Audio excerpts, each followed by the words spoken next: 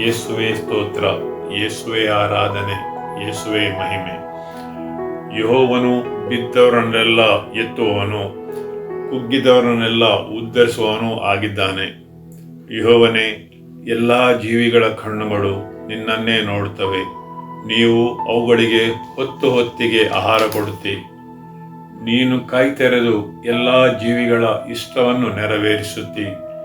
ಯೆಹೋವನ ಮಾರ್ಗಗಳೆಲ್ಲ ನೀತಿಯುಳ್ಳವುಗಳು. ಆತನು ಎಲ್ಲ ಕಾರ್ಯಗಳಲ್ಲಿ ಕೃಪೆ ತೋರಿಸುವನು. ಯೆಹೋವನಿಗೆ ಮೊರೆ ಇಡುವವರು ಯಥಾರ್ಥವಾಗಿ ಮೊರೆ ಇಡುವುದಾದರೆ ಆತನು ಹತ್ತಿರವಾಗಿಯೇ ಇದ್ದಾನೆ. ತನ್ನಲ್ಲಿ ಭಯಭಕ್ತಿಯುಳ್ಳವರ ಇಷ್ಟವನ್ನು ನೆರವೇರಿಸುತ್ತಾನೆ. ಅವರ ಕೂಗನ್ನು ಕೇಳಿ ರಕ್ಷಿಸುತ್ತಾನೆ. ಯೆಹೋವನು ತನ್ನನ್ನು ಪ್ರೀತಿಸುವವರೆಲ್ಲರನ್ನು ಕಾಪಾಡುತ್ತಾನೆ, ಆದರೆ ಎಲ್ಲ ದುಷ್ಟರನ್ನು ಸಂಹರಿಸುತ್ತಾನೆ. ನನ್ನ ಬಾಯಿ ಯೆಹೋವನನ್ನು ಕೀರ್ತಿಸುವುದು.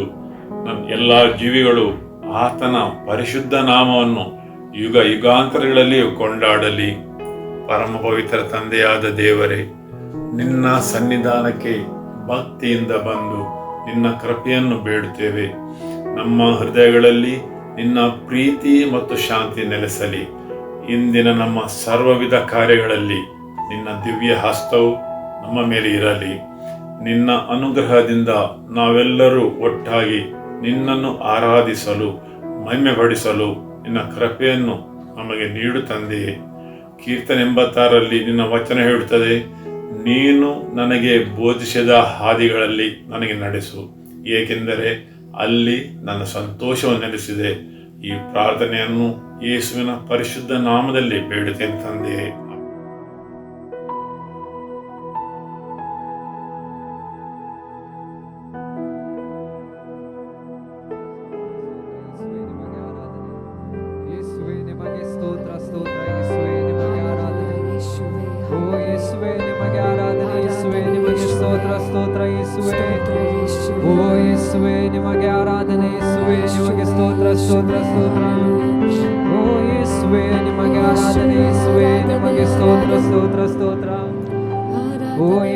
ನಿಮಗೆ ಆರಾಧನೆ ಯೇಸುವೇ, ನಿಮಗೆ ಸ್ತೋತ್ರ ಸ್ತೋತ್ರ ಸ್ತೋತ್ರ.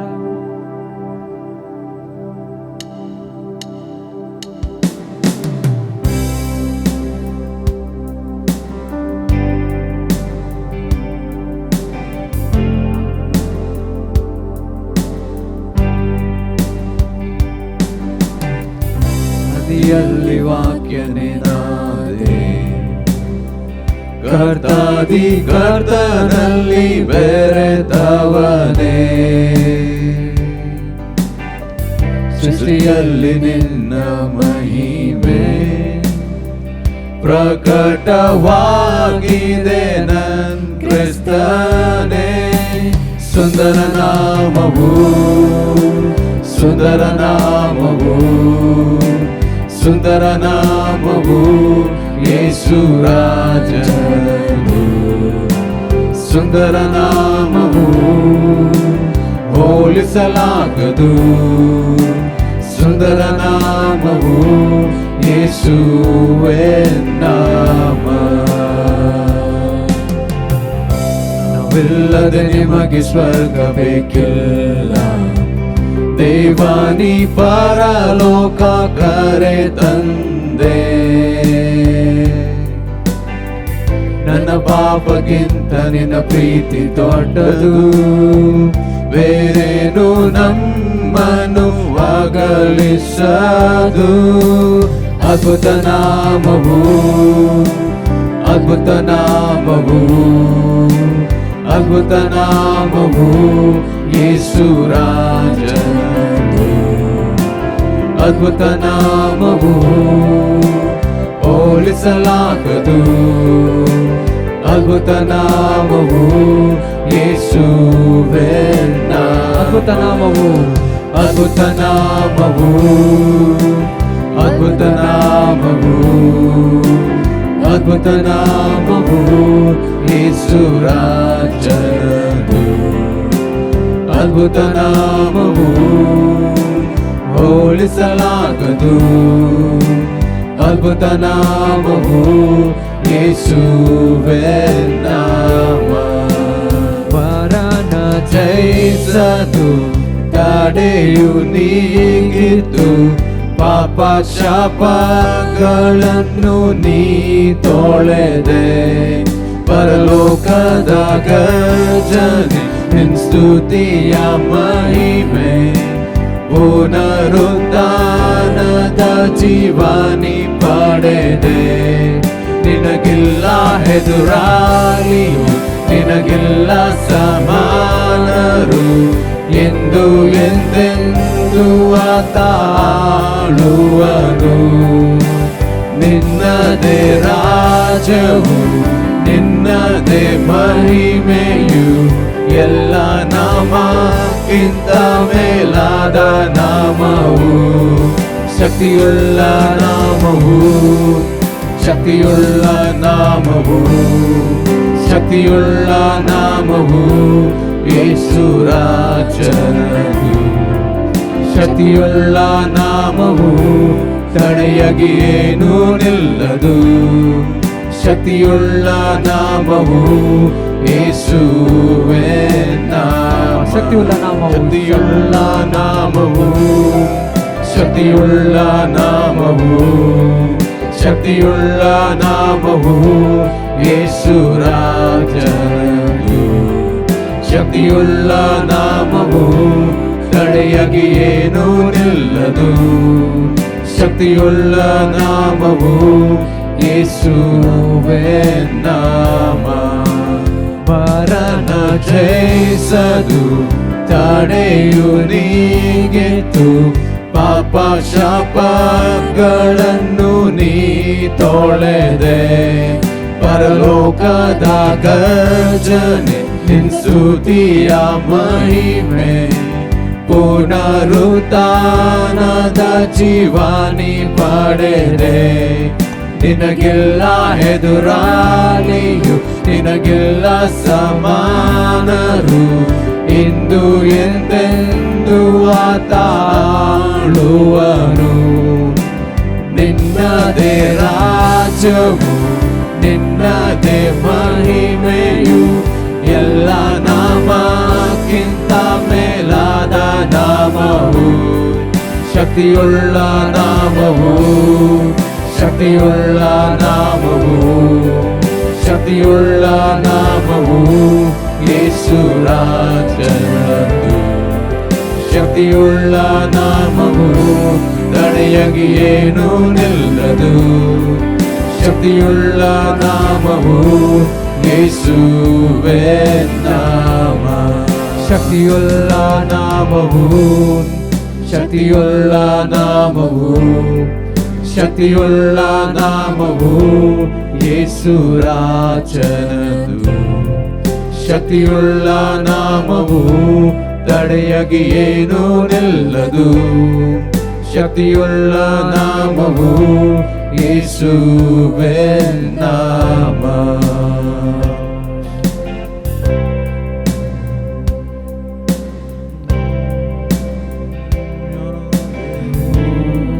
ಯೇಸುವೇ ನಿಮಗೆ ಸ್ತೋತ್ರ ಸ್ತೋತ್ರ ಸ್ತೋತ್ರ ಸ್ತೋತ್ರ ಓ ಯೇಸುವೇ ನಿಮಗೆ ಆರಾಧನೆ ಯೇಸುವೇ ಆರಾಧನೆ ಯೇಸುವೇ ಸ್ತೋತ್ರ ಯೇಸುವೇ ಆರಾಧನೆ ಯೇಸುವೇ ನಿಮಗೆ ಸ್ತೋತ್ರ ಸ್ತೋತ್ರ ಸ್ತೋತ್ರ ಯೇಸುವೇ ನಿಮಗೆ ಆರಾಧನೆ ಯೇಸುವೇ ನಿಮಗೆ ಸ್ತೋತ್ರ ಸ್ತೋತ್ರ ಸ್ತೋತ್ರ ಸ್ತೋತ್ರ ಸ್ತೋತ್ರ ಓ ಯೇಸುವೇ ನಿಮಗೆ ಆರಾಧನೆ ಯೇಸುವೇ ನಿಮಗೆ ಸ್ತೋತ್ರ ಸ್ತೋತ್ರ ಸ್ತೋತ್ರ ಸ್ತೋತ್ರ ಯೇಸುವೇ ಆರಾಧನೆ ಓ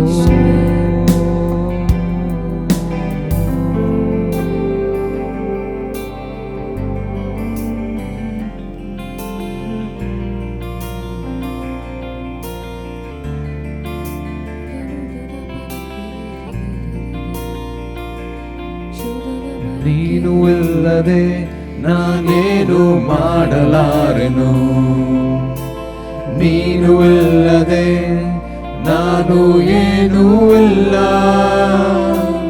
ನೀನು ಇಲ್ಲದೆ ನಾನೇನು ಮಾಡಲಾರೆನು ನೀನು ಇಲ್ಲದೆ ನಾನು ಏನೂ ಇಲ್ಲ ನಿನ್ನ ಪ್ರಸನ್ನತೆ ನಿನ್ನ ಪ್ರಸನ್ನತೆ ನನಗೆ ಬೇಕಯ್ಯ. ಯಾವಾಗಲೂ ನಿನ್ನ ಪ್ರಸನ್ನತೆ ನಿನ್ನ ಪ್ರಸನ್ನತೆ ನನಗೆ ಬೇಕಯ್ಯ. ಓ ಎಂದೆಂದಿಗೂ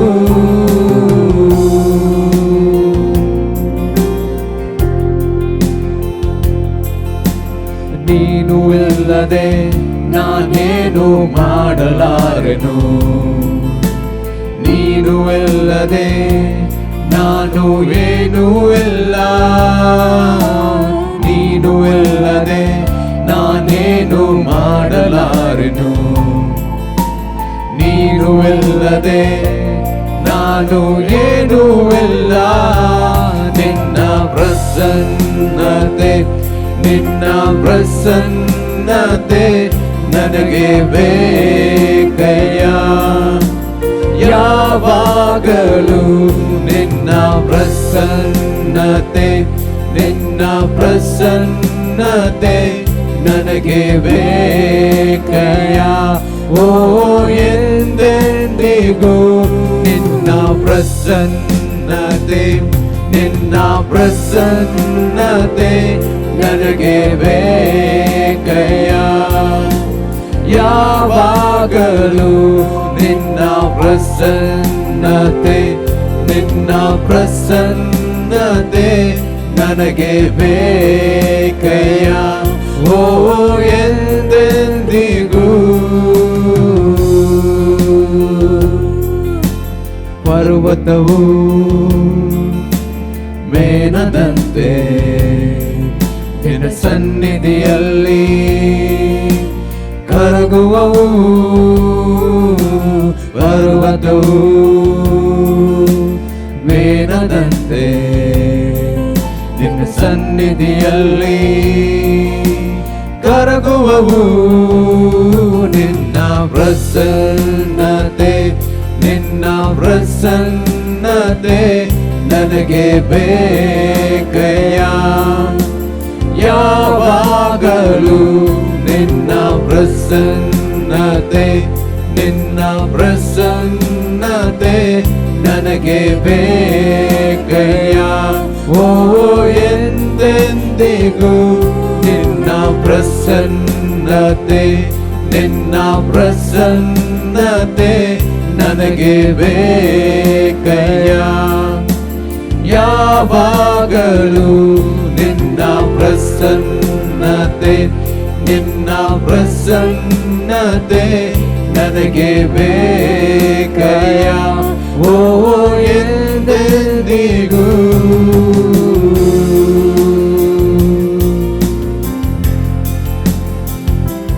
ನಿನ್ನ ಪರಿಶುದ್ಧವಾದ ಪ್ರಸನ್ನತೆ ನಿನ್ನ ಪರಿಶುದ್ಧವಾದ ಪ್ರಸನ್ನತೆ ನನಗೆ ಬೇಕಯ್ಯ. ಯಾವಾಗಲೂ ನನಗೆ ಬೇಕಯ್ಯ. ಓ ಎಂದೆಂದಿಗೂ ನಿನ್ನ ಪರಿಶುದ್ಧವಾದ ಪ್ರಸನ್ನತೆ ನಿನ್ನ ಪರಿಶುದ್ಧವಾದ ಪ್ರಸನ್ನತೆ ನನಗೆ ಬೇಕಯ್ಯ.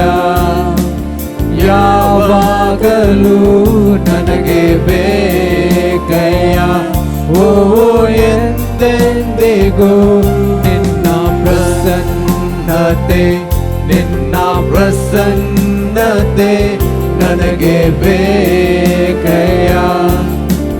ಯಾವಾಗಲೂ ನಿನ್ನ ಪ್ರಸನ್ನತೆ ನಿನ್ನ ಪ್ರಸನ್ನತೆ ನನಗೆ ಬೇಕಯ್ಯ. ಓ ಎಂದೆಂದಿಗೂ ನಿನ್ನ ಪ್ರಸನ್ನತೆ ನಿನ್ನ ಪ್ರಸನ್ನತೆ ನನಗೆ ಬೇಕಯ್ಯ.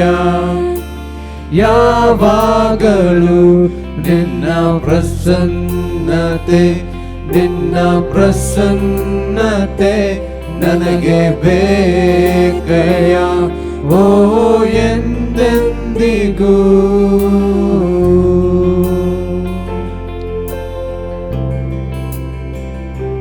ನಿನ್ನ ಪರಿಶುದ್ಧವಾದ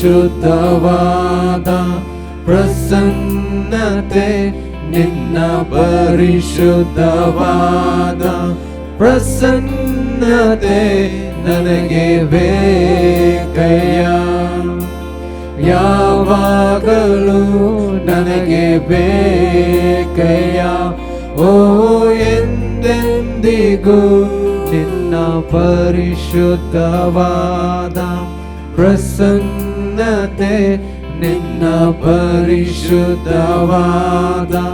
ಪ್ರಸನ್ನತೆ ನನಗೆ ಬೇಕಯ್ಯ. ಯಾವಾಗಲೂ ನನಗೆ ಬೇಕಯ್ಯ. ಓ ಎಂದೆಂದಿಗೂ.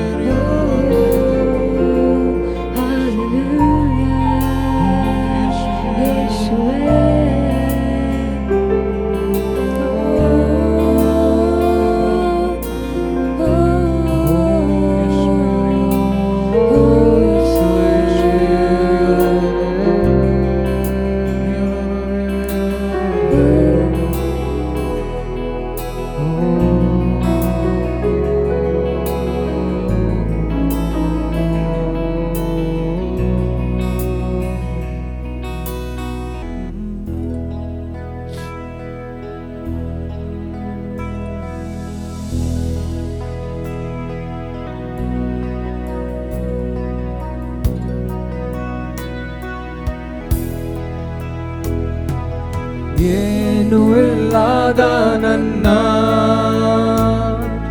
ನೀ ನನ್ನ ಮೇಲೆತ್ತಿದೆ.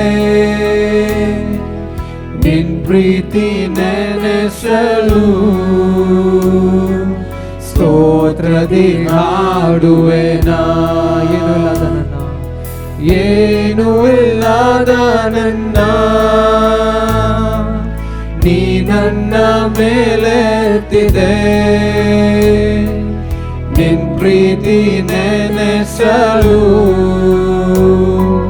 ಸ್ತೋತ್ರದಿ ಹಾಡುವೆನಾ.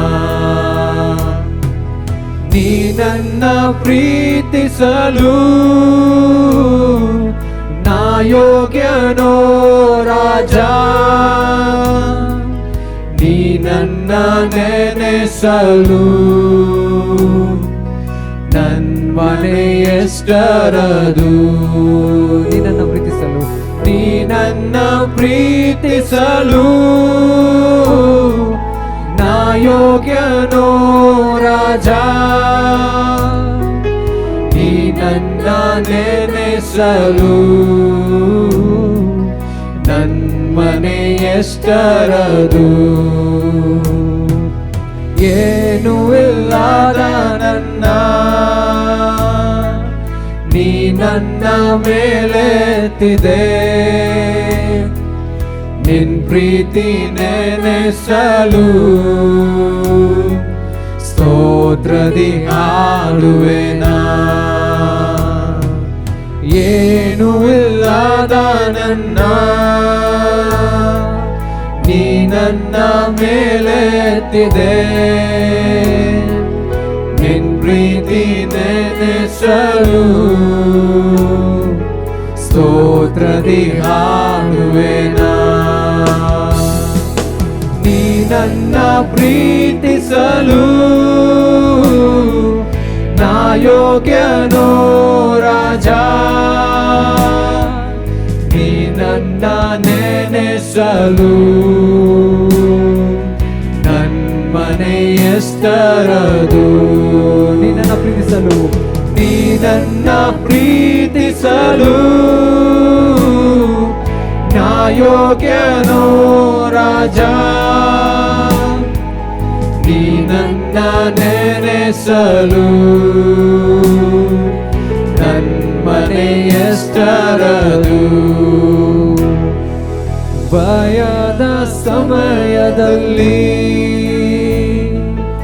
ಆಶ್ವಾಸವಾದೆನಿ, ಭಾರದ ಇರುಳಲ್ಲಿ ಬೆಳಕಾಗಿ ಬಂದೆನಿ. ಭಯದ ಸಮಯದಲ್ಲಿ ಆಶ್ವಾಸವಾದೆನಿ, ಭಾರದ ಇರುಳಲ್ಲಿ ಬೆಳಕಾಗಿ ಬಂದೆನಿ. ನೀ ನನ್ನ ಪ್ರೀತಿಸಲು ನಾ ಯೋಗ್ಯನೋ ರಾಜ, ನೀ ನನ್ನ ನೆನೆಸಲು ನನ್ಮನೆ ಎಷ್ಟರದು. ನೀ ನನ್ನ ಪ್ರೀತಿಸಲು ನಾ ಯೋಗ್ಯನೋ ರಾಜ, ನೀ ನನ್ನ ನೆನೆಸಲು ನನ್ಮನೆ ಎಷ್ಟರದು. ಭಯದ ಸಮಯದಲ್ಲಿ ಆಶ್ವಾಸವಾದೆನಿ, ಭಾರದ ಇರುಳಲ್ಲಿ ಬೆಳಕಾಗಿ ಬಂದೆನಿ. ಭಯದ ಸಮಯದಲ್ಲಿ ಆಶ್ವಾಸವಾದೆನಿ, ಭಾರದ ಇರುಳಲ್ಲಿ ಬೆಳಕಾಗಿ ಬಂದೆನಿ. ನೀ ನನ್ನ ಪ್ರೀತಿಸಲು ನಾ ಯೋಗ್ಯನೋ ರಾಜ, ನೀ ನನ್ನ ನೆನೆಸಲು ನನ್ಮನೆ ಎಷ್ಟರದು. ನೀ ನನ್ನ ಪ್ರೀತಿಸಲು ನಾ ಯೋಗ್ಯನೋ ರಾಜ, ನೀ ನನ್ನ ನೆನೆಸಲು ನನ್ಮನೆ ಎಷ್ಟರದು. ತಲೆಮಾರು ತಲೆಮಾರಿಗೂ ನೆನೆಸುವ ದೇವನೇ, ನಿನ್ ಪ್ರೀತಿಯ ಆಳವನ್ನು ವರ್ಣಿಸಲಾಗದೆಯ. ತಲೆಮಾರು ತಲೆಮಾರಿಗೂ ನೆನೆಸುವ ದೇವನೇ,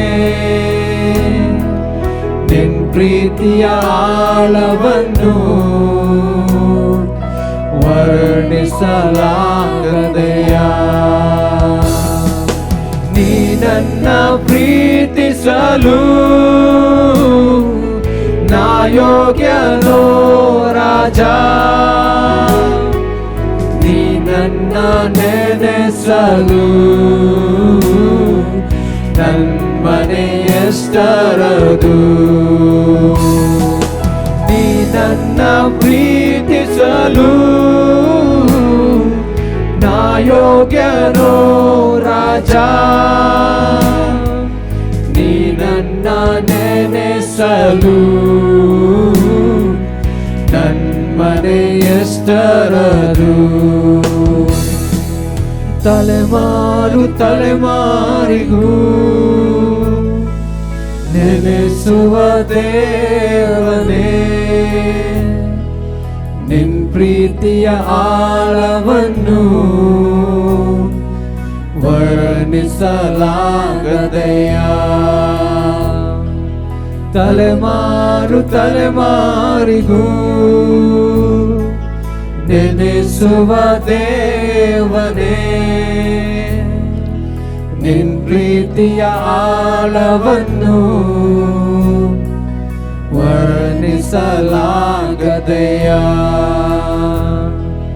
ನೀ ನನ್ನ ಪ್ರೀತಿಸಲು ಯೋಗ್ಯನೋ ರಾಜ, ನೀ ನನ್ನ ನೆನೆಸಲು ನನ್ಮನೆ ಎಷ್ಟರದು. ನೀ ನನ್ನ ಪ್ರೀತಿಸಲು ನಾ ಯೋಗ್ಯನೋ ರಾಜ, ನೀ ನನ್ನ ನೆನೆಸಲು ನನ್ಮನೆ ಎಷ್ಟರದು. ಇಲ್ಲದ ನನ್ನ ನೀ ನನ್ನ ಮೇಲೆತ್ತಿದೆ, ನಿನ್ ಪ್ರೀತಿ ನೆನೆಸಲು ಸ್ತೋತ್ರದಿ ಹಾಡುವೆನಾ. ಏನು ಇಲ್ಲದ ನನ್ನ ನೀ ನನ್ನ ಮೇಲೆತ್ತಿದೆ, ನಿನ್ ಪ್ರೀತಿ ನೆನೆಸಲು ಸ್ತೋತ್ರದಿ ಹಾಡುವೆನಾ. ನೀ ನನ್ನ ಪ್ರೀತಿಸಲು ನಾ ಯೋಗ್ಯನೋ ರಾಜ, ನೀ ನನ್ನ ನೆನೆಸಲು ನನ್ಮನೆ ಎಷ್ಟರದು. ನೀ ನನ್ನ ಪ್ರೀತಿಸಲು ನಾ ಯೋಗ್ಯನೋ ರಾಜ, ನೀ ನನ್ನ ನೆನೆಸಲು ನನ್ಮನೆ ಎಷ್ಟರದು.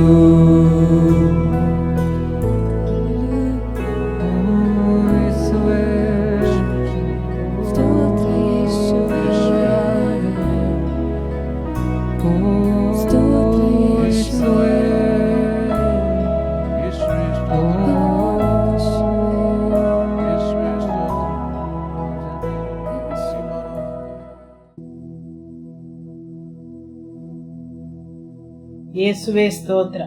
ಹಾಲೆಲೂಯ. ವಂದನೆಗಳು. ಕರ್ತನಾದ ದೇವರೇ, ನಿಮಗೆ ಸ್ತೋತ್ರ. ಇವತ್ತು ನಮ್ಮ ಹೃದಯವನ್ನು ತೆರೆದು, ಮನಸ್ಸನ್ನು ತೆರೆದು ನಿಮ್ಮ ವಾಕ್ಯವನ್ನು ಆಲಿಸಲು ಅನುಗ್ರಹಿಸಿರಿ. ನಿಮ್ಮ ವಾಕ್ಯವು ಇಬ್ಬಾಯಿ ಕತ್ತಿಯಾಗಿದೆ. ಅದರ ಮುಖಾಂತರ ನಮ್ಮ ಹೃದಯವನ್ನು ಪರಿವರ್ತಿಸಿರಿ. ನಿಮ್ಮ ಉದ್ದೇಶದಂತೆ, ಯೇಸುವಿನ ಹಾಗೆ, ಯೇಸುವಿನ ನಿಲುವಿಗೆ ನಮ್ಮನ್ನು ಕರೆದೊಯ್ಯಿರಿ ಎಂದು ಯೇಸುವಿನ ನಾಮದಲ್ಲಿ ಬೇಡುತ್ತೇವೆ ತಂದೆಯೇ. ಆಮೆನ್. ಇವತ್ತು ಬೆಳಿಗ್ಗೆ ಪಾಸ್ಟರ್ ಬೋಧಿಸಿದ ದೇವರ ವಾಕ್ಯವನ್ನು ಯಾರೆಲ್ಲ ಕೇಳಿದ್ದೀರಿ? ಋತುಗಳು ಬದಲಾಗುತ್ತವೆ. ಆಮೆನ್. ಒಂದು ಸಮಯದಲ್ಲಿ ನವೋಮಿಯು ಅತ್ತಳು, ನಿರಾಶೆಯ ಸಮಯ. ಇನ್ನೊಂದು ಸಮಯದಲ್ಲಿ ಆಕೆಯು ಸಂತೋಷಪಟ್ಟಳು, ಋತುವು ಸಮಯವು ಬದಲಾಯಿತು. ಆಮೆನ್. ಒಂದು ಸಮಯದಲ್ಲಿ ಯೋಬನು ಅತ್ತನು, ತುಂಬಾ ದುಃಖದ ಸಮಯ. ಆದರೆ ಕಾಲವು ಬದಲಾಯಿತು. ದೇವರು ಅವನಿಗೆ ಸಂತೋಷ ಪಡಲು ಕಾರಣಗಳನ್ನು ಕೊಟ್ಟನು. ಹಾಲೆಲೂಯ. ಆಮೆನ್. ಇಸ್ಸಾಕಾರನು ಕಾಲಕ್ಕೆ ತಕ್ಕಂತೆ ಮುಂದುವರಿಯಲು ನಿರಾಕರಿಸಿದನು ಮತ್ತು ಹೇಗೆ ಭಾರವು ಅವನ ಮೇಲೆ ಬಂತು. ದೇವರು ನಮ್ಮ ಋತುಗಳನ್ನು ಬದಲಾಯಿಸಲು ಅಪೇಕ್ಷಿಸುವಾಗ ಪವಿತ್ರಾತ್ಮನ ಜೊತೆ ಸೇರಿ ನಾವು ಮುನ್ನಡೆಯನ್ನು ಇಡಬೇಕು. ಆಮೆನ್. ಆದಿಕಾಂಡ ಅಧ್ಯಾಯ 49 ವಾಕ್ಯ 15ರಲ್ಲಿ ನಾವು ನೋಡುತ್ತೇವೆ, ಇಸ್ಸಾಕಾರನು ವಿಶ್ರಾಂತಿಯಲ್ಲಿರುವಾಗ, ಮುಂದುವರಿಯಲು ಇಚ್ಛಿಸದೇ ಇದ್ದಾಗ ಹೇಗೆ ಹೊರೆಯು ಅವನ ಮೇಲೆ ಬಂತೆಂದು. ಸರಿಯಲ್ಲವೇ? ಆಮೆನ್. ನೀವು ಇವತ್ತಿನ ವಾಕ್ಯವನ್ನು ಕೇಳಿಸಿದಾಗೆ ಕಾಣುವುದಿಲ್ಲ. ಕೊಲೊಸ್ಸೆಯವರಿಗೆ ಅಧ್ಯಾಯ 3 ವಾಕ್ಯ 2 ಮತ್ತು 3. ಭೂಲೋಕದಲ್ಲಿರುವಂತವುಗಳ ಬಗ್ಗೆ ಅಲ್ಲ, ಪರಲೋಕದಲ್ಲಿರುವಂತವುಗಳ ಬಗ್ಗೆ ಯೋಚಿಸಿರಿ. ಯಾಕೆಂದರೆ ನೀವು ಸತ್ತು ಮತ್ತು ನಿಮ್ಮ ಜೀವವು ಕ್ರಿಸ್ತನೊಂದಿಗೆ ದೇವರಲ್ಲಿ ಮರೆಯಾಗಿದೆ. ಮೇಲಿರುವಂತವುಗಳ ಮೇಲೆ ಮನಸ್ಸಿಡಿರಿ. ಹೌದು, ಇದು ಮನಸ್ಸಿನಿಂದ ಆರಂಭವಾಗುತ್ತದೆ. ಮೇಲಿರುವಂತವುಗಳ ಮೇಲೆ ಮನಸ್ಸಿಡಿರಿ. ಭೂಲೋಕದಲ್ಲಿರುವಂತವುಗಳ ಬಗ್ಗೆ ಅಲ್ಲ, ಪರಲೋಕದಲ್ಲಿರುವಂತವುಗಳ ಬಗ್ಗೆ ಯೋಚಿಸಿರಿ. ಯಾಕೆಂದರೆ ನೀವು ಸತ್ತು ಮತ್ತು ನಿಮ್ಮ ಜೀವವು ಕ್ರಿಸ್ತನೊಂದಿಗೆ ದೇವರಲ್ಲಿ ಮರೆಯಾಗಿದೆ. ಆಮೆನ್. ಹೌದು, ನಿಮ್ಮ ಜೀವವು ಕ್ರಿಸ್ತನೊಂದಿಗೆ ದೇವರಲ್ಲಿ ಮರೆಯಾಗಿಟ್ಟಿದೆ. ಹಾಲೆಲೂಯ. ಹೌದು, ನೀವು ಬೇರೊಂದು ಲೋಕಕ್ಕೆ ಕಾಲಿಡುತ್ತೀರಿ. ಭೂ ಸಂಬಂಧಗಳು ನಿಮ್ಮ ಮೇಲೆ ಪರಿಣಾಮ ಬೀರುವುದಿಲ್ಲ. ಕತ್ತಲೆಯ ರಾಜ್ಯದ ವಿಷಯಗಳು ನಿಮ್ಮ ಮೇಲೆ ಪರಿಣಾಮ ಬೀರುವುದಿಲ್ಲ. ಯಾಕೆಂದರೆ ನೀವು ಕ್ರಿಸ್ತನಲ್ಲಿ ಮರೆಯಾಗಿದ್ದೀರಿ. ನಿಮ್ಮ ಸುತ್ತಮುತ್ತಲೂ ನಡೆಯುವ ಘಟನೆಗಳು ನಿಮ್ಮ ಮೇಲೆ ಪರಿಣಾಮ ಬೀರುವುದಿಲ್ಲ. ಯಾಕೆಂದರೆ ನೀವು ಕ್ರಿಸ್ತನಲ್ಲಿ ಮರೆಯಾಗಿದ್ದೀರಿ. ಆಮೆನ್. ಹಾಲೆಲೂಯ. ಈ ತಿಂಗಳಿಗೆ ಬೇಕಾದ ಅಗತ್ಯವಾದ ವಾಕ್ಯವನ್ನು ದೇವರು ನನಗೆ ನೀಡಿದರು. ಎಸ್ತೇರಳ ಪುಸ್ತಕ ಅಧ್ಯಾಯ 2 ವಾಕ್ಯ 16. ಅರಸನಾದ ಅಹಷ್ವೇರೋಷನ ಬಳಿಗೆ ಅವನ ಆಳ್ವಿಕೆಯ 7ನೇ ವರ್ಷದ 10ನೇ ತಿಂಗಳಾದ ಪುಷ್ಯ ಮಾಸದಲ್ಲಿ ಆಕೆಯನ್ನು ರಾಜಗೃಹಕ್ಕೆ ಕರೆದುಕೊಂಡು ಬಂದರು. ಹೌದು, ಎಸ್ತೇರಳ ಜೀವನದಲ್ಲಿ ಏನು ನಡೆಯಿತು? ಆಕೆಯು ತನ್ನ ತಂದೆ ತಾಯಿಯನ್ನು ಕಳಕೊಂಡಳು. ಮೊರ್ದೆಕೈ ಆಕೆಯನ್ನು ನೋಡಿಕೊಳ್ಳುತ್ತಿದ್ದನು. ಒಂದು ಅನಾಥೆ, ಹಳ್ಳಿ ಹುಡುಗಿ. ಅವಳ ಋತುವು ಬದಲಾದಾಗ 10ನೇ ತಿಂಗಳಿನಲ್ಲಿ ಆಕೆಯನ್ನು ರಾಜಗೃಹಕ್ಕೆ ಕರೆತಂದರು. ಸರಿಯಲ್ಲವೇ? ಈಗ ಆಕೆಯು ರಾಜತ್ವಕ್ಕೆ ಸೇರಿದಳು. ಹೌದು, ಆಕೆಯ ಕಾಲವು ಬದಲಾಯಿತು. ಆಕೆ ಒಂದು ರಾಯಧನವಾದಳು. ಒಂದೇ ರಾತ್ರಿಯೊಳಗೆ ಆಕೆಯ ಋತುವು ಬದಲಾಯಿತು. ಇಲ್ಲಿ ದೇವರ ವಾಕ್ಯ ಹೇಳುತ್ತದೆ, 1 ಪೇತ್ರ ಅಧ್ಯಾಯ 2 ವಾಕ್ಯ 9ರಲ್ಲಿ, ನಾವು ರಾಜವಂಶಸ್ಥರಾದ ಯಾಜಕರು, ಪವಿತ್ರ ರಾಷ್ಟ್ರ. ಪ್ರಕಟಣೆಯ ಪುಸ್ತಕದಲ್ಲಿ ಹೇಳಿದೆ, ಆತನು ನಮ್ಮನ್ನು ಯಾಜಕರು ಮತ್ತು ಅರಸರನ್ನಾಗಿ ಮಾಡಿದ್ದಾರೆ. ಯಾಜಕರು ಏನು ಮಾಡುತ್ತಾರೆ? ಸುತ್ತಲೂ ನೋಡಿ. ಯಾಜಕರು ಅಳುತ್ತಾ ಪ್ರಾರ್ಥಿಸುತ್ತಾರೆ. ಸರಿಯಲ್ಲವೇ? ಹೌದು. ಯಾಜಕರಾದ ಮೇಲೆ ಅವರು ಅದನ್ನೇ ಮಾಡಬೇಕು. ಅನೇಕ ಸಲ, ಹೌದು, ವಿಶ್ವಾಸಿಗಳು ಸಹ ಮಾಡುತ್ತಾರೆ. ಅವರು ಪ್ರಾರ್ಥಿಸುತ್ತಾರೆ. ಆದರೆ ಸಮಯ ಹೋದಂತೆ ದೇವರು ಅವರನ್ನು ರಾಜತ್ವದ ಲೋಕಕ್ಕೆ ಕರೆಕೊಂಡು ಹೋಗುತ್ತಾರೆ. ಹೌದು, ನೀವು ಯಾವಾಗಲೂ ಯಾಜಕತ್ವದ ಲೋಕದಲ್ಲಿದ್ದುಕೊಂಡು ದೇವರ ಸನ್ನಿಧಿಯಲ್ಲಿ ಅಳುತ್ತಾ ಪ್ರಾರ್ಥಿಸುತ್ತೀರಿ. ಮಧ್ಯಸ್ಥ ಪ್ರಾರ್ಥನೆಯನ್ನು ಮಾಡುತ್ತಿರುತ್ತೀರಿ. ಆದರೆ ಆತನು ನಮ್ಮನ್ನು ಯಾಜಕರು ಹಾಗೂ ಅರಸರನ್ನಾಗಿ ಮಾಡಿದ್ದಾನೆ. ಅರಸರು ಮನವಿ ಮಾಡಿಕೊಳ್ಳುವುದಿಲ್ಲ. ಹೌದು, ಅರಸರು ಮನವಿ ಮಾಡಿಕೊಳ್ಳುತ್ತಾರೆಯೇ? ಇಲ್ಲ, ಅವರು ಆಜ್ಞಾಪಿಸುತ್ತಾರೆ. ಅವರು ಆಜ್ಞಾಪಿಸುತ್ತಾರೆ ಮಾತ್ರ. ಸರಿಯಲ್ಲವೇ? ನೀವು ಯಾಜಕರಾಗಿ ಬೇಡಿಕೊಳ್ಳುತ್ತೀರಿ, ಆದರೆ ಅರಸರಾಗಿ ನೀವು ಆಜ್ಞಾಪಿಸುತ್ತೀರಿ. ಆಮೆನ್. ಋತು ಬದಲಾಗುವ ಈ ಸಮಯದಲ್ಲಿ ಯೇಸುವು ತನ್ನ ಸಭೆಯನ್ನು ಯಾಜಕತ್ವದಿಂದ ರಾಜತ್ವ ಮತ್ತು ಯಾಜಕತ್ವಕ್ಕೆ ವರ್ಗಾಯಿಸುತ್ತಾರೆ ಮತ್ತು ನೀವು ಅಧಿಕಾರಕ್ಕೆ ಕಾಲಿಟ್ಟು ಆಜ್ಞಾಪಿಸುವ ಹಾಗೆ ಪರಿವರ್ತಿಸುತ್ತಾರೆ. ನೀವು ಯಾಜಕರಾಗಿಯೇ ಉಳಿಯದಂತೆ ಬದಲಿಗೆ ಯಾಜಕರು ಮತ್ತು ಅರಸರನ್ನಾಗಿ ಮಾಡುತ್ತಾನೆ. ಆಮೇನ್. ನಿಮ್ಮ ನೆರೆಯವರಲ್ಲಿ ಹೇಳಿ, ನಾವು ಯಾಜಕರು ಮಾತ್ರವಲ್ಲ, ಆದರೆ ನಾವು ಯಾಜಕರು ಮತ್ತು ಅರಸರು. ನಿಮ್ಮ ಬೇಡಿಕೊಳ್ಳುವ ಸಮಯವು ಕಳೆಯಿತು.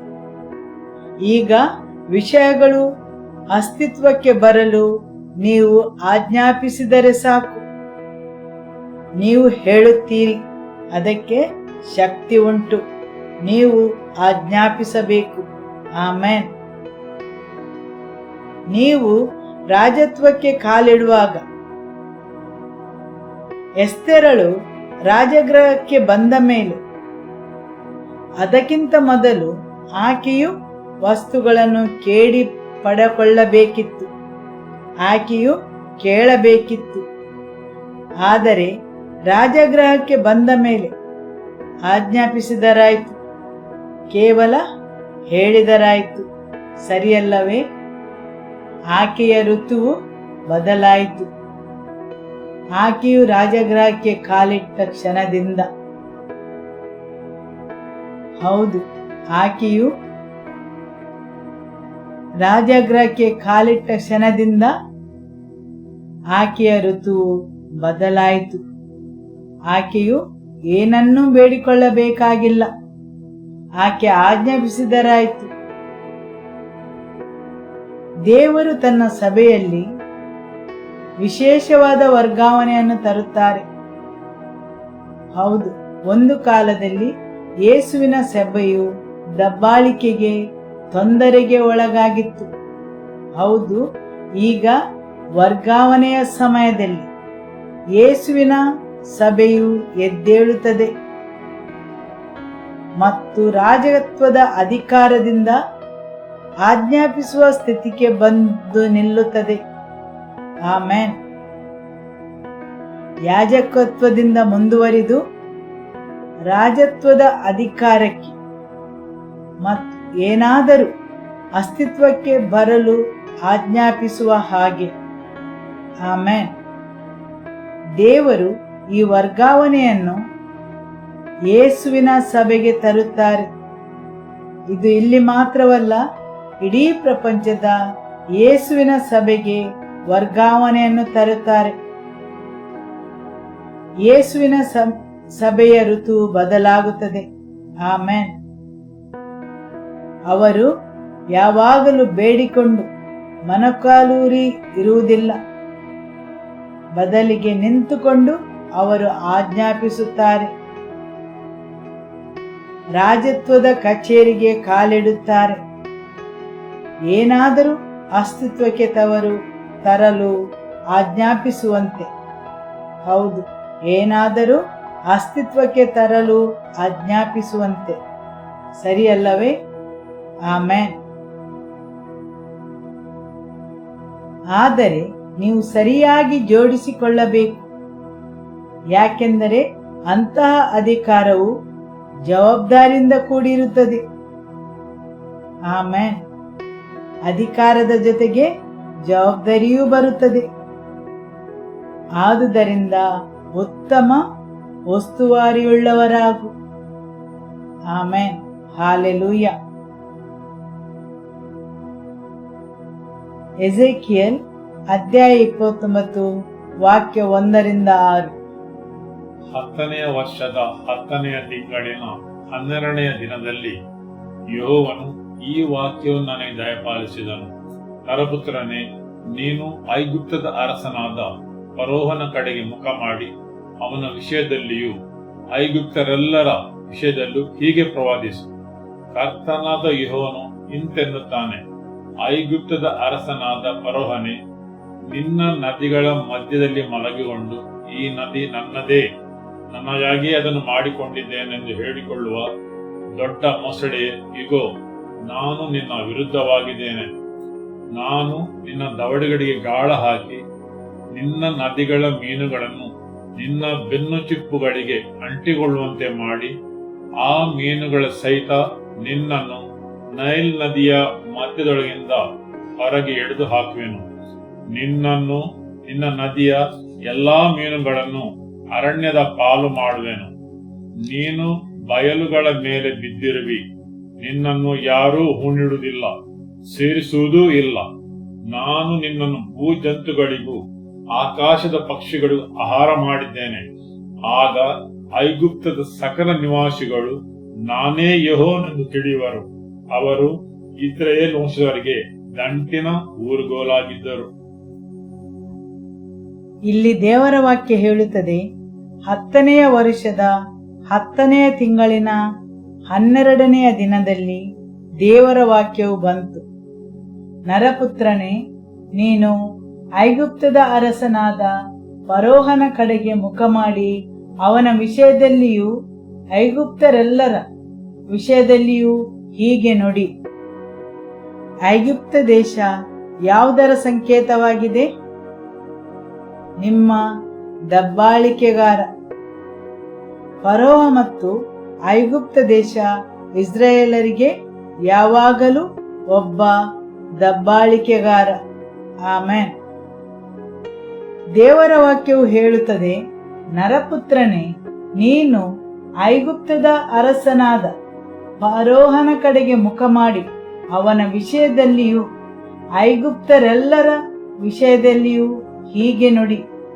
ಕರ್ತನಾದ ಯೆಹೋವನು ಇಂತೆನ್ನುತ್ತಾನೆ, ಐಗುಪ್ತದ ಅರಸನಾದ ಫರೋಹನೇ, ನಿನ್ನ ನದಿ ಶಾಖೆಗಳ ನಡುವೆ ಒರಗಿಕೊಂಡು ಈ ನದಿಯು ನನ್ನದೇ, ನನಗಾಗಿಯೇ ಮಾಡಿಕೊಂಡದ್ದು ಅಂದುಕೊಳ್ಳುವ ದೊಡ್ಡ ಮೊಸಳೆಯೇ, ಇಗೋ ನಾನು ನಿನಗೆ ವಿರುದ್ಧವಾಗಿದ್ದೇನೆ. ಇದು ಅಹಂಕಾರದ ರಾಜ, ದುರಹಂಕಾರಿ. ಅಹಂಕಾರದ ರಾಜನು ಯಾರು? ಯೆಹೋವನ ಸಿಂಹಾಸನಕ್ಕಿಂತ ಎತ್ತರಕ್ಕೆ ನನ್ನ ಸಿಂಹಾಸನವನ್ನು ಸ್ಥಾಪಿಸಿದ್ದೇನೆಂದು ಹೇಳಿದವ. ಆಮೆನ್.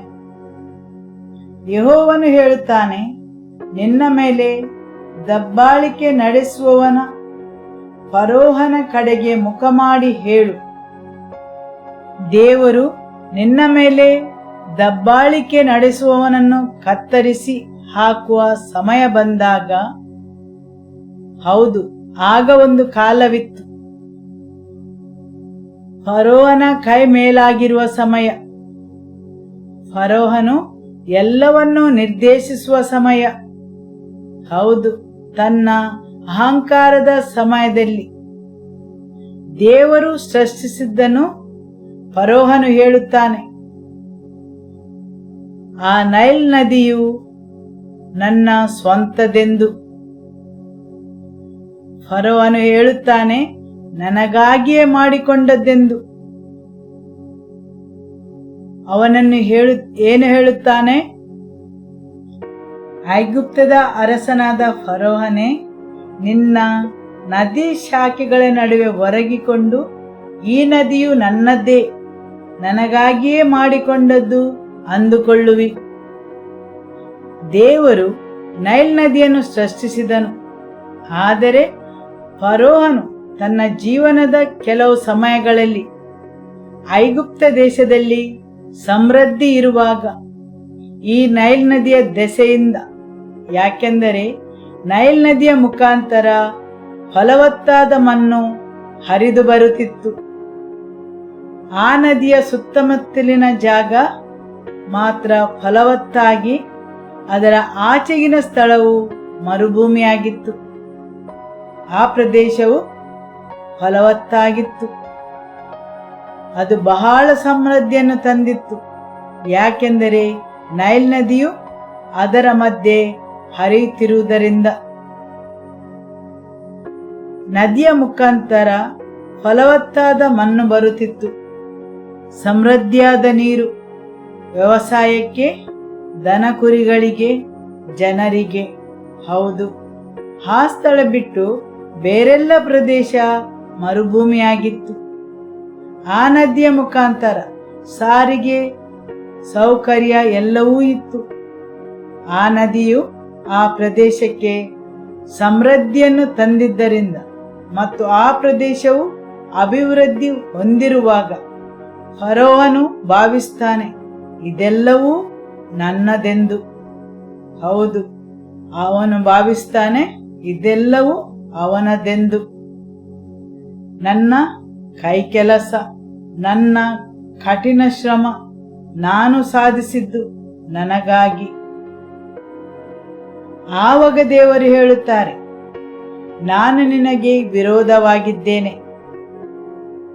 ಯಾವಾಗ ದೇವರು ಮಾಡಿದ ಕೆಲಸದ ಮೇಲೆ ಮನುಷ್ಯನು ಮಹಿಮೆಯನ್ನು ಹೊಂದಲು ಬಯಸುವಾಗ ಆ ಸಮಯದಲ್ಲಿ ದೇವರು ಅವನನ್ನು ವಿನಮ್ರನನ್ನಾಗಿಸುತ್ತಾನೆ.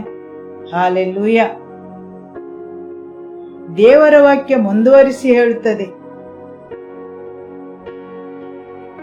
ನಾನು ನಿನ್ನ ದವಡೆಗಳಿಗೆ ಗಾಳ ಹಾಕಿ ನಿನ್ನ ನದಿಯ ಮೀನುಗಳು ನಿನ್ನ ಬೆನ್ನು ಚಿಪ್ಪುಗಳಿಗೆ ಅಂಟಿಕೊಳ್ಳುವಂತೆ ಮಾಡಿ, ಅಂಟಿಕೊಂಡಿರುವ ಆ ಮೀನುಗಳ ಸಹಿತ ನಿನ್ನನ್ನು ನಿನ್ನ ನದಿಯ ಮಧ್ಯದೊಳಗಿಂದ ಈಚೆಗೆ ಎಳೆದು ನಿನ್ನನ್ನು ನಿನ್ನ ನದಿಯ ಎಲ್ಲಾ ಮೀನುಗಳನ್ನು. ದೇವರು ಇಲ್ಲಿ ಫರೋಹನನ್ನು ಮೊಸಳೆಗೆ ಹೋಲಿಸುತ್ತಾನೆ ಮತ್ತು ಹೇಳುತ್ತಾರೆ, ನಿನ್ನ ದವಡೆಗೆ ನಾನು ಕೊಕ್ಕೆಯನ್ನು ಹಾಕುತ್ತೇನೆ ಮತ್ತು ನೀನು ಅಧಿಕಾರ ನಡೆಸುವ ಎಲ್ಲಾ ಮೀನುಗಳನ್ನು ನಿನ್ನ ಚಿಪ್ಪಿಗೆ ಅಂಟಿಕೊಳ್ಳುವ ಹಾಗೆ ಮಾಡುವೆನು.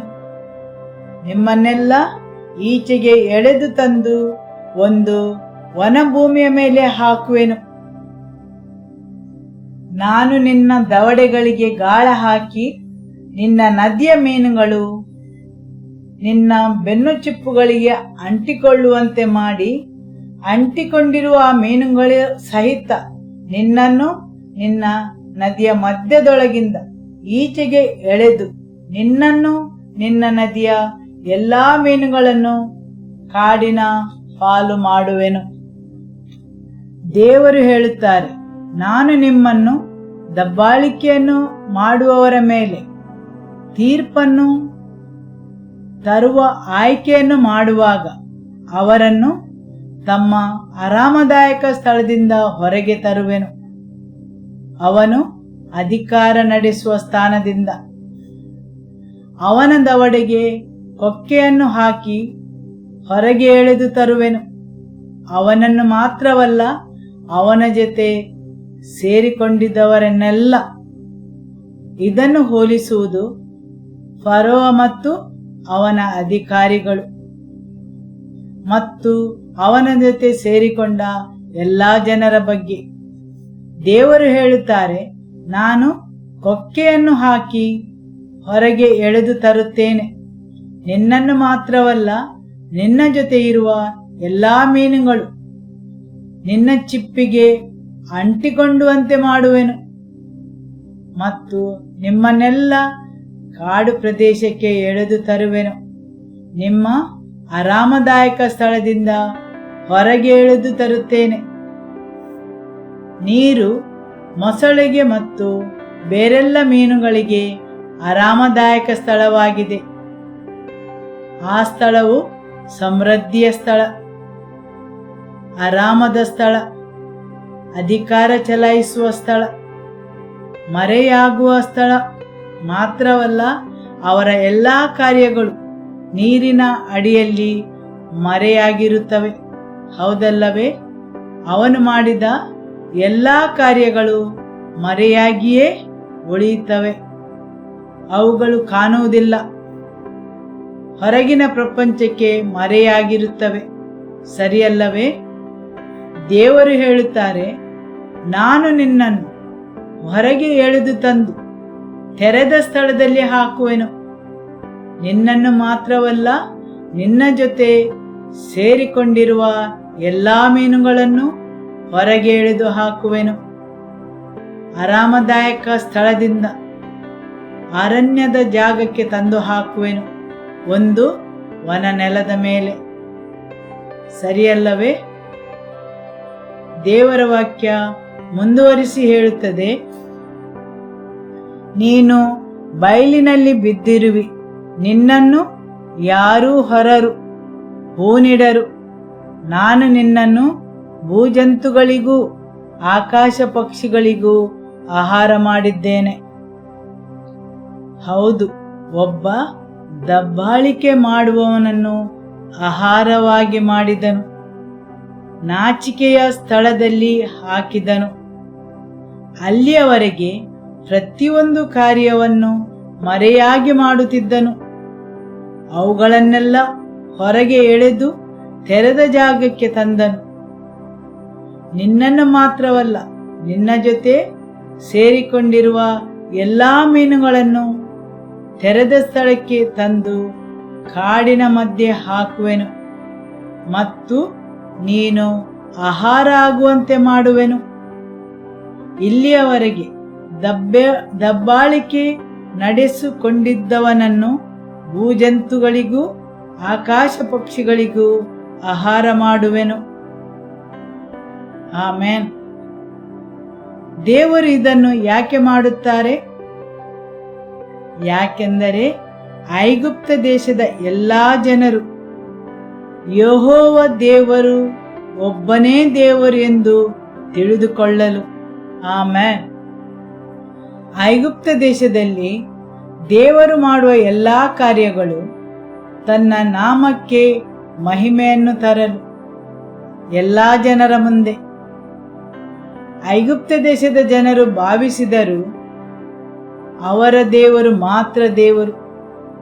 ಇಸ್ರಾಯೇಲರನ್ನು ದಬ್ಬಾಳಿಕೆ ಮಾಡಿ ತಮ್ಮದೇ ದಾರಿಯಲ್ಲಿ ನಡೆದು ಪ್ರತಿಯೊಂದರಲ್ಲೂ. ಆವಾಗ ದೇವರು ಹೇಳುತ್ತಾರೆ, ಈಗ ಸಮಯ ಬಂದಿದೆ, ಐಗುಪ್ತ ದೇಶದಲ್ಲೂ ಸಹ ನಾನು ಮಹಿಮೆಯನ್ನು ಹೊಂದುವೆನು. ಹೌದು, ನನ್ನ ನಾಮಕ್ಕೆ ಮಹಿಮೆಯನ್ನು ತರಲು ಐಗುಪ್ತ ದೇಶದಲ್ಲೂ ಕಾರ್ಯವನ್ನು ಮಾಡುವೆನು. ಆಮೆನ್. ಹೌದು, ದಬ್ಬಾಳಿಕೆ ನಡೆಸುತ್ತಿರುವ ಜನರಲ್ಲೂ ಅಧಿಕಾರ ನಡೆಸುವವರಲ್ಲೂ ಸಹ ಅವರನ್ನು ಕೊಕ್ಕೆ ಹಾಕಿ ಹೊರಗೆ ತರುವೆನು. ಅವರನ್ನು ಸಾರ್ವಜನಿಕ ದೃಶ್ಯಾವಳಿಯಾಗಿ ಮಾಡುವೆನು. ಪ್ರತಿಯೊಂದು ಕಾರ್ಯವನ್ನು ಬಹಿರಂಗಪಡಿಸುವೆನು. ಆಮೆನ್. ಈ ಎಲ್ಲ ಕಾರ್ಯಗಳನ್ನು ದೇವರು ಐಗುಪ್ತ ದೇಶದಲ್ಲಿ ಅಕ್ಷರಶಃ ಮಾಡಿದರು.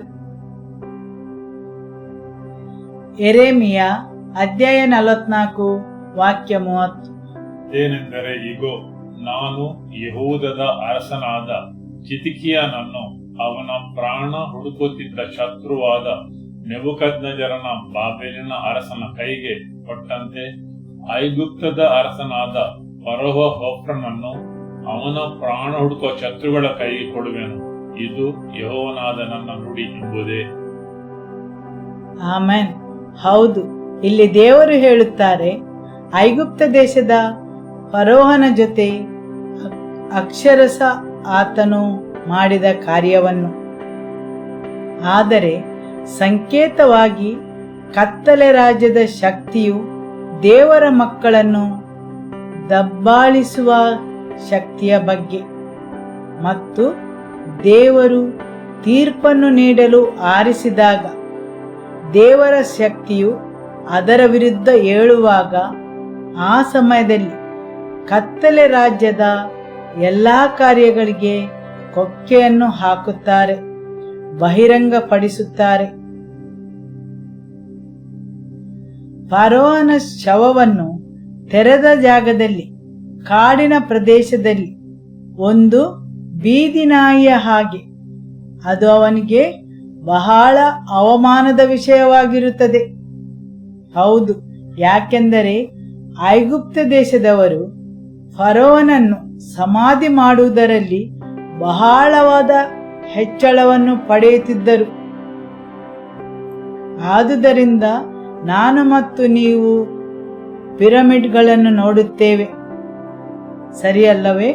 ಹೌದು, ಆದುದರಿಂದ ನಾನು ಮತ್ತು ನೀವು ಈ ಪಿರಮಿಡ್ಗಳನ್ನು ನೋಡುತ್ತೇವೆ. ಅದು ತೋರಿಸುತ್ತದೆ ಅವರು ಫರೋವನನ್ನು ಸಮಾಧಿ ಮಾಡುವುದರಲ್ಲಿ ಅನುಭವಿಸುವ ಹೆಚ್ಚಳವನ್ನು. ಅವರು ಅದಕ್ಕೆ ಬಹು ಪ್ರಾಮುಖ್ಯತೆಯನ್ನು ನೀಡುತ್ತಾರೆ. ಅನೇಕ ಔಪಚಾರಿಕ ಕಾರ್ಯಗಳು ಮಾಡಿರುತ್ತಾರೆ. ಒಬ್ಬ ಮನುಷ್ಯನಿಗೆ ಬಹುವಾಗಿ ಬೆಲೆಯನ್ನು ನೀಡಿರುತ್ತಾರೆ. ಅವನನ್ನು ಸಮಾಧಿ ಮಾಡಲು ಅಂತಹ ಸನ್ನಿವೇಶವಿರುವಾಗ ದೇವರು ಹೇಳುತ್ತಾರೆ, ನಿನಗೆ ಒಂದು ಯೋಗ್ಯವಾದ ಸಮಾಧಿ ಮಾಡಲು ಬಿಡುವುದಿಲ್ಲ. ನಿನ್ನ ಬೆಲೆಯನ್ನು ನಿನ್ನಿಂದ ತೆಗೆದುಕೊಳ್ಳಲ್ಪಡುವುದು ಮತ್ತು ನಿನ್ನನ್ನು ನಾಚಿಕೆಗೆ ಒಳಪಡಿಸುವೆನು. ಸರಿಯಲ್ಲವೇ? ದೇವರ ವಾಕ್ಯವು ನಿಮಗೆ ಅರ್ಥವಾಗ್ತದಲ್ಲವೇ? ಆಮೆನ್. ದೇವರ ಮುಖವು ವೈರ್ಯ ವಿರುದ್ಧವಾಗಿ ತಿರುಗುವಾಗ, ಋತುವು ಬದಲಾಗುವಾಗ ನೀವು ಮೊದಲಿನಂತೆ ಕುಳಿತುಕೊಂಡು ಅಳುವುದಿಲ್ಲ. ನೀವು ನಿಮ್ಮ ನೋವು ಮತ್ತು ದುಃಖದಲ್ಲಿರಬೇಕಾಗಿಲ್ಲ. ನೀವು ರಾಜತ್ವಕ್ಕೆ ಕಾಲಿಡುವಾಗ ನೀವು ನೋಡುತ್ತೀರಿ, ದೇವರು ನಿಮ್ಮ ಮೇಲೆ ದಬ್ಬಾಳಿಕೆಯನ್ನು ಮಾಡುವವನ ಮೇಲೆ ತೀರ್ಪನ್ನು ನೀಡಿದನು. ಆಮೆನ್. ಹೌದು, ಒಂದು ಕಾಲವಿತ್ತು, ನಿಮ್ಮನ್ನು ತೊಂದರೆಗೆ ಒಳಪಡಿಸುವವನು ನಿಮ್ಮ ಮೇಲೆ ಅಧಿಕಾರ ನಡೆಸಿ ಕಿರುಕುಳ ನೀಡುವವನನ್ನು ದೇವರು ಅವನ ದವಡೆಗೆ ಕೊಕ್ಕೆಯನ್ನು ಹಾಕಿ ಕಾಡು ಪ್ರದೇಶದಲ್ಲಿ ಒಂದು ಸಾರ್ವಜನಿಕ ದೃಶ್ಯವಾಗಿ ಮಾಡುತ್ತಾನೆ. ಆಮೆನ್. ಹೌದು, ಒಂದು ಸಾರ್ವಜನಿಕ ದೃಶ್ಯವಾಗಿ ಮಾಡಿ ಯಾವುದರಲ್ಲಿ ತನ್ನ ವೈಭವವನ್ನು ಪ್ರದರ್ಶಿಸುತ್ತಿದ್ದನು ಅದೇ ವಿಷಯದಿಂದ ಅವನು ನಾಚುವಂತೆ ಮಾಡುತ್ತಾರೆ. ಆಮೆನ್. ಫರೋಹನಿಗೆ ಒಂದು ಸಮಾಧಿ ಇಲ್ಲವೆಂದರೆ, ಅವನ ನೆನಪಿಗೆ ಏನೂ ಇಲ್ಲವೆಂದಾದರೆ ಅದೊಂದು ತುಂಬಾ ಅವಮಾನದ ವಿಷಯ. ಬದಲಿಗೆ ದೇವರು ಅವನನ್ನು ಒಂದು ತೆರೆದ ಜಾಗದಲ್ಲಿ ಹಾಕುತ್ತಾನೆ, ಒಂದು ಬೀದಿ ನಾಯಿಯ ಹಾಗೆ, ಯಾರೂ ಕಾಳಜಿ ವಹಿಸದ ಸ್ಥಳದಲ್ಲಿ. ಆಮೆನ್. ಯಾವಾಗ ಯೇಸುವಿನ ಸಭೆಯಲ್ಲಿ, ದೇವರ ಸಭೆಯಲ್ಲಿ ಬದಲಾವಣೆ ಬರುತ್ತದೆ, ಆವಾಗ ದೇವರು ಮಾಡುವ ಮೊದಲ ಕೆಲಸವೆಂದರೆ ಆತನು ದಬ್ಬಾಳಿಕೆ ನಡೆಸುವವನ ಮೇಲೆ ತೀರ್ಪನ್ನು ತರುತ್ತಾನೆ. ಹೌದು, ದಬ್ಬಾಳಿಕೆ ನಡೆಸುವವನ ಮೇಲೆ ತೀರ್ಪನ್ನು ತರುತ್ತಾನೆ ಮತ್ತು ನಿಮ್ಮ ದಬ್ಬಾಳಿಕೆಗಾರನನ್ನು ಸಾರ್ವಜನಿಕ ದೃಶ್ಯವಾಗುವಂತೆ ಮಾಡುತ್ತಾನೆ. ಆಮೆನ್. ಹಾಲೆಲೂಯ. ಆದರೆ ನೀವು ಇದನ್ನೆಲ್ಲ ನೋಡಲು ನೀವು ಕ್ರಿಸ್ತನಲ್ಲಿರಬೇಕು. ಆಮೆನ್. ಅದೆಲ್ಲವೂ ನಿಮ್ಮಲ್ಲಿ ಬಹಿರಂಗಗೊಳ್ಳಬೇಕಾದರೆ ನೀವು ಕ್ರಿಸ್ತನಲ್ಲಿರಬೇಕು. ಸರಿಯಲ್ಲವೇ? ಆಮೆನ್. ಯೋಹೋನ ಅಧ್ಯಾಯ 8 ವಾಕ್ಯ 31. ಆಗ ಯೇಸು ತನ್ನನ್ನು ನಂಬಿದ ಯೆಹೂದ್ಯರಿಗೆ, ನೀವು ನನ್ನ ವಾಕ್ಯದಲ್ಲಿ ನೆಲೆಗೊಂಡಿರುವುದಾದರೆ ನಿಜವಾಗಿಯೂ ನೀವು ನನ್ನ ಶಿಷ್ಯರಾಗುವಿರಿ. ಇದಲ್ಲದೆ ನೀವು ಸತ್ಯವನ್ನು ತಿಳಿದುಕೊಳ್ಳುವಿರಿ ಮತ್ತು ಸತ್ಯವು ನಿಮ್ಮನ್ನು ಬಿಡುಗಡೆ ಮಾಡುವುದೆಂದು ಹೇಳಿದನು. ಆಮೆನ್. ದೇವರ ವಾಕ್ಯ ಏನು ಹೇಳುತ್ತದೆ? ನನ್ನ ವಾಕ್ಯವನ್ನು ಓದಿರಿ, ನನ್ನ ವಾಕ್ಯವನ್ನು ಅಭ್ಯಾಸ ಮಾಡಿರಿ. ಹೌದೇ? ಇಲ್ಲ. ನೀವು ನನ್ನ ವಾಕ್ಯದಲ್ಲಿ ನೆಲೆಗೊಂಡರೆ, ನೀವು ನನ್ನ ವಾಕ್ಯದಲ್ಲಿ ನೆಲೆಗೊಂಡರೆ ನಂತರ ಮಾತ್ರ, ದೇವರ ವಾಕ್ಯ ಹೇಳುತ್ತದೆ, ನಂತರ ಮಾತ್ರ ನೀವು ನನ್ನ ಶಿಷ್ಯರಾಗುತ್ತೀರಿ. ಆಮೆನ್. ಆತನ ವಾಕ್ಯದಲ್ಲಿ ನೆಲೆಗೊಂಡಿರಬೇಕು. ಹಾಲೆಲೂಯ. ಲೂಕ ಅಧ್ಯಾಯ 14 ವಾಕ್ಯ 33.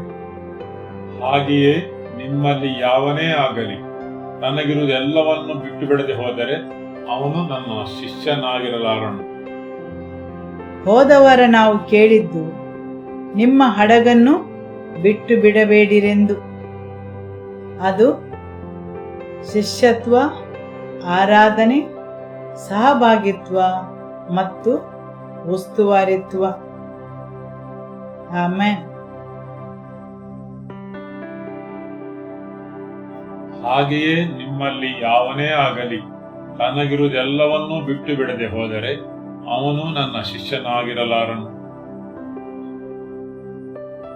ಹೌದು, ಯಾರಾದರೂ ಕೇಳಲು ತುಂಬಾ ಉತ್ಸಾಹದಾಯಕ ವಾಕ್ಯ ಅಲ್ಲವೇ? ಯಾರಾದರೂ ಯಾವನೇ ಆಗಲಿ ತನಗಿರುವುದನ್ನೆಲ್ಲ ಬಿಟ್ಟು ಬಿಡದೆ ಹೋದರೆ, ನಿಮಗಿರುವುದೆಲ್ಲ ಎಂದರೆ ಅದು ಯಾವುದು? ಅದು ನಿಮ್ಮ ಸಂಪತ್ತು ಮಾತ್ರವೇ? ಇಲ್ಲ, ಅದಕ್ಕಿಂತ ಮುಖ್ಯವಾದದ್ದು ಬೇರೆಯೇ ಇದೆ, ಸರಿಯಲ್ಲವೇ? ನಿಮ್ಮ ಮನಸ್ಥಿತಿ, ನಿಮ್ಮ ತಿಳುವಳಿಕೆ, ನೀವು ಗ್ರಹಿಸುವ ಎಲ್ಲ ವಸ್ತುಗಳು. ಹೇಗೆ ನೀವು ವಿಷಯಗಳನ್ನು ಗ್ರಹಿಸ್ತೀರಿ, ಪರಿಗಣಿಸುತ್ತೀರಿ? ಹೌದು, ಒಬ್ಬನು ತನಗಿರುವುದೆಲ್ಲವನ್ನೂ ತ್ಯಜಿಸದ ಹೊರತು ನೀವು ಯೇಸುವನ್ನು ಭೇಟಿಯಾಗುವ ಮೊದಲು ನಿಮ್ಮಲ್ಲಿ ಒಂದು ರೀತಿಯ ಮನಸ್ಥಿತಿಯು ಬೆಳೆದಿದೆ.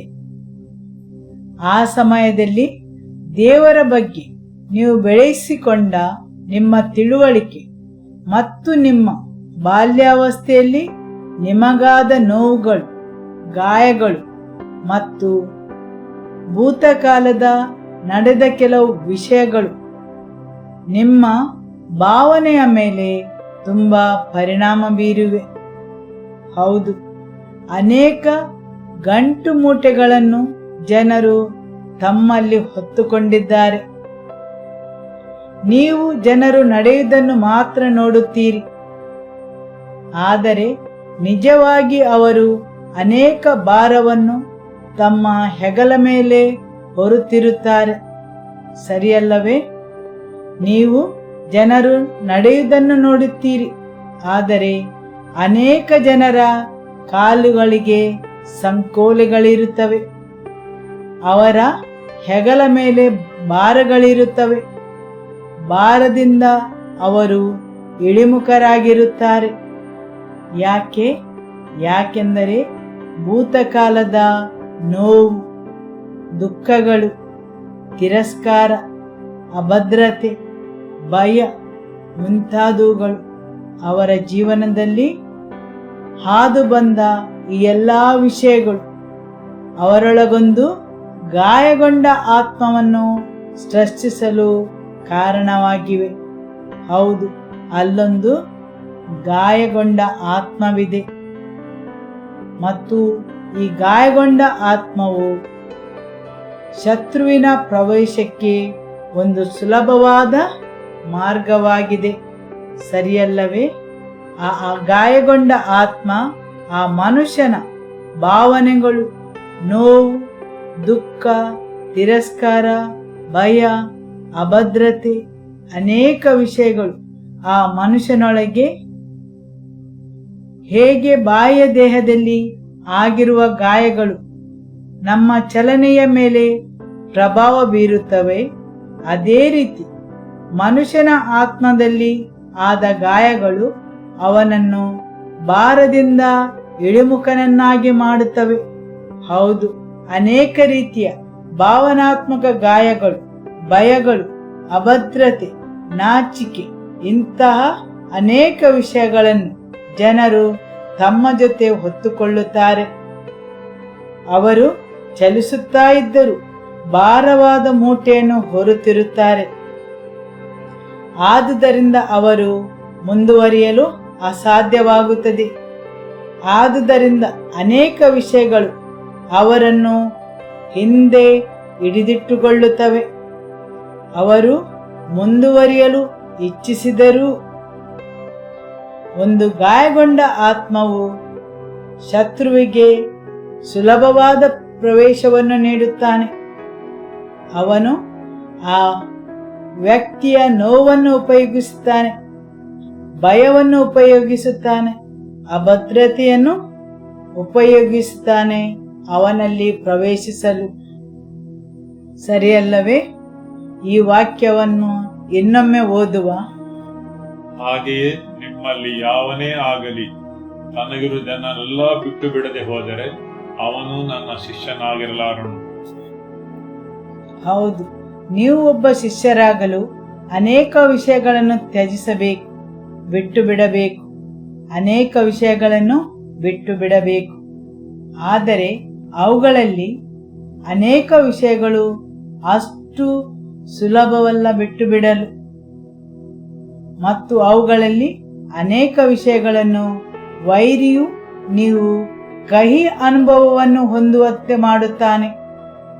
ದೇವರಲ್ಲಿ ಕೋಪ ತರುತ್ತಾನೆ, ನಿಮ್ಮಲ್ಲೇ ಕೋಪ ತರಿಸುತ್ತಾನೆ, ಅಥವಾ ಸುತ್ತಲಿರುವ ಜನರ ಮೇಲೆ ಕೋಪ ತರಿಸುತ್ತಾನೆ. ಹೌದು, ವೈರಿಯ ಉದ್ದೇಶಪೂರಿತವಾದ ಕಾರ್ಯತಂತ್ರ ನಿಮಗೆ ನೋವಾಗುವಂತೆ, ದುಃಖಕ್ಕೆ ಕಾರಣವಾಗುವಂತೆ, ನಿಮಗೆ ಕಿರುಕುಳ ನೀಡಲು, ತೊಂದರೆಗೆ ಒಳಪಡಿಸಲು. ಯಾಕೆಂದರೆ ನೀವು ಅದೇ ಸ್ಥಿತಿಯಲ್ಲಿ ಉಳಿಯಲು, ಬಲಿಪಶುವಾಗಲು. ಸರಿಯಲ್ಲವೇ? ಆದುದರಿಂದ ನಿಮ್ಮ ಆತ್ಮವು ಗಾಯಗೊಳ್ಳಲು. ಇಲ್ಲಿ ದೇವರ ವಾಕ್ಯ ಹೇಳುತ್ತದೆ, ಪ್ರತಿಯೊಂದನ್ನು ನೀವು ತ್ಯಜಿಸಬೇಕು. ಹೌದು, ಜನರು ಅನೇಕ ಸಂಗತಿಗಳನ್ನು ತ್ಯಜಿಸಬೇಕು. ಅನೇಕ ಸಲ ದೇವರ ವಾಕ್ಯ ನೀವು ಓದುವಾಗ ಭಾವಿಸುತ್ತೀರಿ, ಹಣ, ಮನೆ ಇವುಗಳನ್ನು ತ್ಯಜಿಸಬೇಕೆಂದು. ಆದರೆ ಅದಕ್ಕಿಂತ ಮೀರಿ ಬೇರೆಯೇ ಕೆಲವು ವಿಷಯಗಳಿವೆ. ಬಹಳವಾದ ವಿಷಯಗಳನ್ನು ಜನರು ತಮ್ಮ ಜೊತೆಯಲ್ಲಿ ಹೊತ್ತುಕೊಂಡಿದ್ದಾರೆ. ದೇವರ ವಾಕ್ಯ ಹೇಳುತ್ತದೆ, ನೀವು ಅದನ್ನೆಲ್ಲ ತ್ಯಜಿಸದೆ ಹೋದರೆ ಅದರ ಅರ್ಥವೇನು? ಅವುಗಳಲ್ಲಿ ಬಂಧಿತರಾಗಬೇಡಿ, ಅವುಗಳಿಂದ ಪ್ರಭಾವಿತರಾಗಬೇಡಿ. ಅವುಗಳು ನಿಮ್ಮ ಮೇಲೆ ಪರಿಣಾಮ ಬೀರಿಸದಿರಲಿ. ಆ ವಸ್ತುಗಳು ನಿಮ್ಮ ಮೇಲೆ ನಿಯಂತ್ರಣವನ್ನು ಹೊಂದದಿರಲಿ. ಸರಿಯಲ್ಲವೇ? ಆಮೆನ್. ನಿಮ್ಮ ಮೇಲೆ ವೈರಿಯು ಏರ್ಪಡಿಸುವುದೆಲ್ಲವೂ ಒಂದು ಸರಳವಾದ ಯೋಜನೆಗೆ, ನಿಮ್ಮ ಮೇಲೆ ನಿಯಂತ್ರಣವನ್ನು ಸಾಧಿಸಲು. ಭಾವನಾತ್ಮಕವಾಗಿ ಅಥವಾ ಬೇರೆ ಬೇರೆ ರೀತಿಯಿಂದ ನೋವು ಅನೇಕ ಸಲ ಒಂದು ಕೊಕ್ಕೆಯಾಗಿರುತ್ತದೆ. ದುಃಖ ಒಂದು ಕೊಕ್ಕೆ, ತಿರಸ್ಕಾರ ಒಂದು ಕೊಕ್ಕೆ. ಶತ್ರುವು ಇದನ್ನೆಲ್ಲ ಉಪಯೋಗಿಸಿ ಜೀವಗಳನ್ನು ಹಿಡಿದಿಟ್ಟುಕೊಳ್ಳುತ್ತಾನೆ. ದೇವರ ವಾಕ್ಯ ಹೇಳುತ್ತದೆ, ಅದನ್ನು ನೀವು ತ್ಯಜಿಸದ ಹೊರತು. ಆದುದರಿಂದ ಅನೇಕ ವಿಷಯಗಳಲ್ಲಿ ನೀವು ದೇವರಿಗೆ ಅವಕಾಶ ಮಾಡಿಕೊಡಬೇಕು, ನಿಮ್ಮನ್ನು ಗುಣಪಡಿಸಲು. ಪ್ರತ್ಯೇಕವಾಗಿ ನಿಮ್ಮ ಆತ್ಮವನ್ನು, ನಿಮ್ಮ ಭಾವನೆಗಳನ್ನು ನಿಮ್ಮ ನೆನಪುಗಳನ್ನು, ನಿಮ್ಮ ನೋವುಗಳನ್ನು. ಸರಿಯಲ್ಲವೇ? ಹೌದು. ಇಲ್ಲವಾದರೆ ನಿಮ್ಮ ವೈರಿಯು ನಿಮ್ಮನ್ನು ಬಂದಿಗಳನ್ನಾಗಿಸುತ್ತಾನೆ. ಪ್ರತಿಯೊಂದು ನೋವುಗಳಿಂದ ನಿಮ್ಮ ಮೇಲೆ ಪ್ರಭಾವ ಬೀರುವುದು, ನಿಮ್ಮನ್ನು ಬಂಧನದಲ್ಲಿಡಲು, ನಿಮ್ಮ ಮೇಲೆ ದಬ್ಬಾಳಿಕೆಯನ್ನು ನಡೆಸಲು.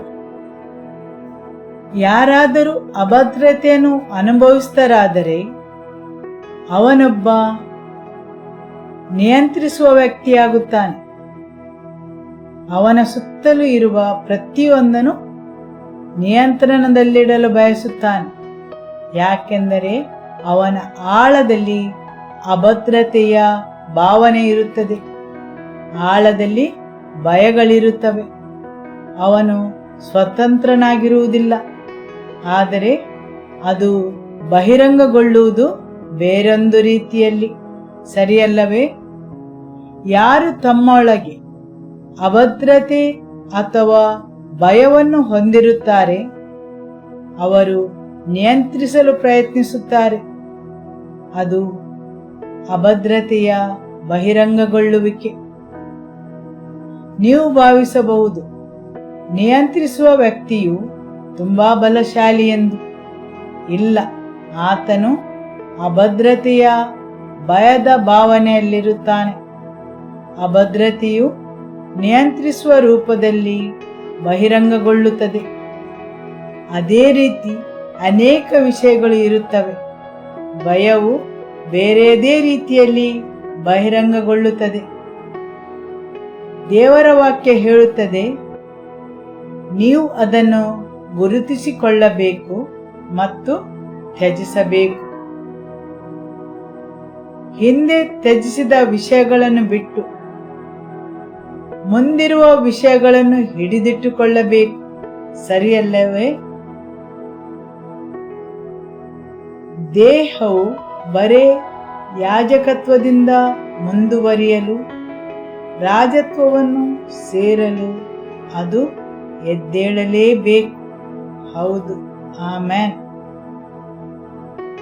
ಅದು ನಿಶ್ಚಿತ ನಿಲುವಿಗೆ ಬೆಳೆಯಬೇಕಾದರೆ ದೇವರ ವಾಕ್ಯ ಹೇಳುತ್ತದೆ, ಕ್ರಿಸ್ತನ ಸಂಪೂರ್ಣತೆಗೆ ನಂಬಿಕೆಯನ್ನು ಹುಟ್ಟಿಸುವವನು ಪೂರೈಸುವವನು ಆಗಿರುವ ಯೇಸುವಿನ ಮೇಲೆ ದೃಷ್ಟಿ ಇಟ್ಟು ಆ ನಿಲುವಿನಲ್ಲಿ ದೇವರ ಸಭೆಯು ಬೆಳೆಯಬೇಕು. ಆಮೆನ್. ಶಿಷ್ಯನು ಯಾರು? ಶಿಷ್ಯತ್ವ ಎಂದರೇನು? ಯಾರು ಪಠ್ಯಕ್ರಮದ ಪ್ರಕಾರ ಮಾರ್ಗದರ್ಶಿಸುವವನು. ಇಲ್ಲಿ ನಾವು 4-5 ವೈದ್ಯರನ್ನು ತೆಗೆದುಕೊಳ್ಳುವ.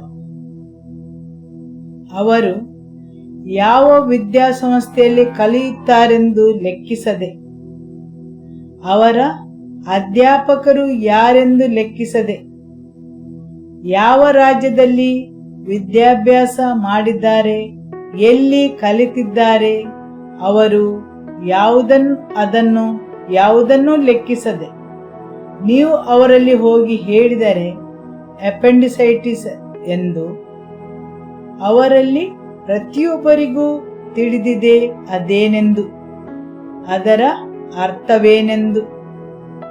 COPD, ಹೌದು, ಅದರ ಬಗ್ಗೆ ಈ ಪ್ರತಿಯೊಬ್ಬ ವೈದ್ಯರಿಗೆ ಸರಿಯಾದ ತಿಳುವಳಿಕೆ ಇದೆ ಅದೇನೆಂದು. ಅವರಿಗೆ ಯಾರು ಕಲಿಸಿದ್ದಾರೆಂದು ಮುಖ್ಯವಲ್ಲ, ಎಲ್ಲಿ ಕಲಿತಿದ್ದಾರೆಂದು ಸಹ ಮುಖ್ಯವಲ್ಲ. ಅವರು ಸಾರ್ವಜನಿಕ ವಿದ್ಯಾಲಯದಲ್ಲಿ ಅಥವಾ ಖಾಸಗಿ ವಿದ್ಯಾಲಯದಲ್ಲಿ ಕಲಿತಿದ್ದಾರೆ, ಅದು ಯಾವುದು ಇಲ್ಲಿ ಮುಖ್ಯವಲ್ಲ.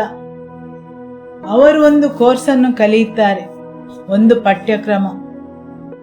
ಆ ಕೋರ್ಸನ್ನು ಮುಗಿಸಿದ ಮೇಲೆ ಆ ಪಠ್ಯಕ್ರಮದ ಮುಖಾಂತರ ಅವರ ಕಲಿಕೆಯು ಕೊನೆಗೊಂಡಾಗ ಅವರೊಳಗಿಂದ ಬರುವ ತಿಳುವಳಿಕೆಯು ಏನನ್ನೂ ಲೆಕ್ಕಿಸದೆ ಅದೊಂದು ಉತ್ತಮವಾದ ಮಾನದಂಡಕ್ಕೆ ಹೊಂದಿಕೊಳ್ಳುತ್ತದೆ.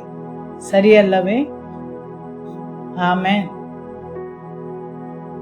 ಈಗ ನೀವು ತೆಗೆದುಕೊಳ್ಳಿ 4-5 ವಿಶ್ವಾಸಿಗಳನ್ನು. ಅವರೆಲ್ಲರೂ ಒಂದೇ ತಿಳುವಳಿಕೆಯನ್ನು ಹೊಂದಿರುತ್ತಾರೆಯೇ? ಅವರೆಲ್ಲರದ್ದು ದೇವರ ಬಗ್ಗೆ ಒಂದೇ ರೀತಿಯ ಗ್ರಹಿಕೆಯಾಗಿರುತ್ತದೆಯೇ? ಇಲ್ಲ. ಆದುದರಿಂದ ದೇವರ ಮಗುವು ತನ್ನ ಕೋರ್ಸಲ್ಲಿ ಕಲಿಯುವಾಗ ಏನೋ ತಪ್ಪಾಗಿದೆ. ಆದರೆ ಕೋರ್ಸಿಗೆ ಉಪಯೋಗಿಸುವ ಪುಸ್ತಕ ಎಲ್ಲರದ್ದು ಒಂದೇ, ಬೈಬಲ್. ಸರಿಯಲ್ಲವೇ? ಬೋಧಕ ಅಥವಾ ಶಿಕ್ಷಕನು ಪವಿತ್ರಾತ್ಮ. ನಿಮ್ಮ ಕಣ್ಣುಗಳು ಯೇಸುವಿನ ಮೇಲಿರಬೇಕು. ಕೊನೆಯದಾಗಿ ನಿಮ್ಮಲ್ಲಿ ಉತ್ಪಾದನೆ ಆಗಬೇಕು ಯೇಸುವಿನಂತಹ ವಸ್ತು, ಅವನ ಹಾಗಿರುವ. ಸರಿಯಲ್ಲವೇ? ಆಮೆನ್. ಹಾಗಾದರೆ ಜನರ ವರ್ತನೆಯಲ್ಲಿ ಏನಾದರೂ ತಪ್ಪಿರಬೇಕು, ಅವರ ಮನಸ್ಥಿತಿಯಲ್ಲಿ. ಯಾಕೆಂದರೆ ಅವರು ಎಲ್ಲಿಗೆ ಮತ್ತು ಹೇಗೆ ಹೋಗಬೇಕು ಹಾಗೆ ಅವರು ಮುಂದುವರಿಯುವುದಿಲ್ಲ. ಒಂದು ವಿದ್ಯಾರ್ಥಿಯು MBBS ಕೋರ್ಸಿಗೆ ಸೇರಿಕೊಂಡ ಮೇಲೆ ಅವನ 5.5 ವರ್ಷದ ಕಲಿಯುವಿಕೆಯು ಮುಗಿದ ಮೇಲೆ ಆತನು ಒಬ್ಬ ವೈದ್ಯನಾಗಿ ಹೊರಬರುತ್ತಾನೆ. ಹೌದು, ಆ ವಿದ್ಯಾರ್ಥಿಯಲ್ಲಿ ಆ ಕೋರ್ಸು ಏನನ್ನಾದರೂ ಮಾಡಿತು. ವಿಶ್ವಾಸಿಗಳು ಆರಾಧನೆಯ ಸ್ಥಳಕ್ಕೆ ಬರುತ್ತಾರೆ. ಎಲ್ಲರೂ ಒಂದೇ ದೇವರ ವಾಕ್ಯವನ್ನು ಕೇಳುತ್ತಾರೆ. ಆದರೆ ಅವರು ಯಾಕೆ ಎದ್ದೇಳಲು ಶಕ್ತರಾಗಿರುವುದಿಲ್ಲ? ಅವರಲ್ಲಿ ಪ್ರತಿಯೊಬ್ಬರು ಯಾಕೆ ಒಂದೇ ರೀತಿ ತಿಳುವಳಿಕೆ ಮತ್ತು ದೇವರ ವಾಕ್ಯವನ್ನು ಗ್ರಹಿಸುವ ಶಕ್ತಿಯನ್ನು ಹೊಂದಿರುವುದಿಲ್ಲ? ಅವರೆಲ್ಲ ಯಾಕೆ ಹಿಂದೆ ಉಳಿಯುತ್ತಾರೆ, ಹಿಂದೆ ಜಾರುತ್ತಾರೆ? ಅವರೆಲ್ಲ ಯಾಕೆ ಯೇಸುವಿನ ನಿಲುವು ಹಾಗೂ ಸಂಪೂರ್ಣತೆಗೆ ಬರುವುದಿಲ್ಲ? ಹೌದು, ಅವರ ವರ್ತನೆಯಲ್ಲಿ ಏನೋ ತಪ್ಪಿದೆ. ನೀವು ಪವಿತ್ರಾತ್ಮನಲ್ಲಿ ಸಹಕರಿಸುವಲ್ಲಿ ತಪ್ಪಿದೆ. ಅದು ನಿಮ್ಮ ಸ್ವತಂತ್ರ ಆತ್ಮವಾಗಿರಬಹುದು, ನಿಮ್ಮ ಸ್ವಇಚ್ಛೆಯಾಗಿರಬಹುದು, ನಿಮ್ಮ ಹೃದಯದಲ್ಲಿರುವ ಕಠಿಣತೆ ಇರಬಹುದು, ನಿಮ್ಮ ಭಯಗಳು, ನಿಮ್ಮ ಅಭದ್ರತೆ, ದೇವರಲ್ಲಿ ನೀವು ಬಿಟ್ಟು ಬಿಡಬೇಕಾದ ಸಂಗತಿಗಳು, ನಿಮ್ಮನ್ನು ನಿಯಂತ್ರಿಸುವ ವಿಷಯಗಳಲ್ಲಿ ನಿಮಗಿರುವ ಭಯ, ಕುಂಬಾರನಿಗೆ ಮನೆಯದೇ ಇರುವುದು. ದೇವರ ವಾಕ್ಯ ಹೇಳುತ್ತದೆ, ಯೆರೆಮೀಯನ ಗ್ರಂಥದಲ್ಲಿ ಅಧ್ಯಾಯ 18ರಲ್ಲಿ, ನಾವು ಮಣ್ಣಾಗಿದ್ದೇವೆ ಮತ್ತು ಆತನು ಕುಂಬಾರ. ಕುಂಬಾರನು ಮಣ್ಣನ್ನು ಸುಂದರವಾದ ವಸ್ತುವಾಗಿ ಪರಿವರ್ತಿಸುತ್ತಾನೆ. ಸರಿಯಲ್ಲವೇ? ಆದರೆ ದೇವರ ವಾಕ್ಯ ಹೇಳುತ್ತದೆ, ಕೆಲವೊಂದು ಪಾತ್ರೆಗಳು ಕುಂಬಾರನ ಕೈಯಲ್ಲಿ ಹಾಳಾಗುತ್ತವೆ. ಕುಂಬಾರನು ಆ ಮಣ್ಣನ್ನು ವಿನ್ಯಾಸಗೊಳಿಸಿ ಅದಕ್ಕೊಂದು ಸೌಂದರ್ಯವನ್ನು ನೀಡಲು ಇಚ್ಛಿಸಿದರೆ, ದೇವರ ವಾಕ್ಯವು ಹೇಳುತ್ತದೆ, ಕೆಲವೊಂದು ಪಾತ್ರೆಗಳು ಕುಂಬಾರನ ಕೈಯಲ್ಲಿ ಛಿದ್ರಗೊಳ್ಳುತ್ತವೆ. ಅದು ಕುಂಬಾರನ ಸಮಸ್ಯೆಯೇ? ಇಲ್ಲ, ಅದು ಮಣ್ಣಿನ ಕಠಿಣವಾದ ಗುಣ. ಅದು ಮನೆಯುವುದಿಲ್ಲ. ನಾವು ಮಣ್ಣು ಮತ್ತು ಆತ ಕುಂಬಾರ. ಹೌದು, ಹಲವೊಂದು ವಿಷಯದಲ್ಲಿ ನಾವು ಅಭದ್ರತೆಯನ್ನು ಅನುಭವಿಸುತ್ತೇವೆ ಮತ್ತು ನಮ್ಮನ್ನು ಕಠಿಣಗೊಳಿಸುತ್ತೇವೆ. ದೇವರಿಗೆ ನಮ್ಮಲ್ಲಿ ಕಾರ್ಯನಿರ್ವಹಿಸಲು ನಾವು ಅವಕಾಶ ಮಾಡಿಕೊಡುವುದಿಲ್ಲ.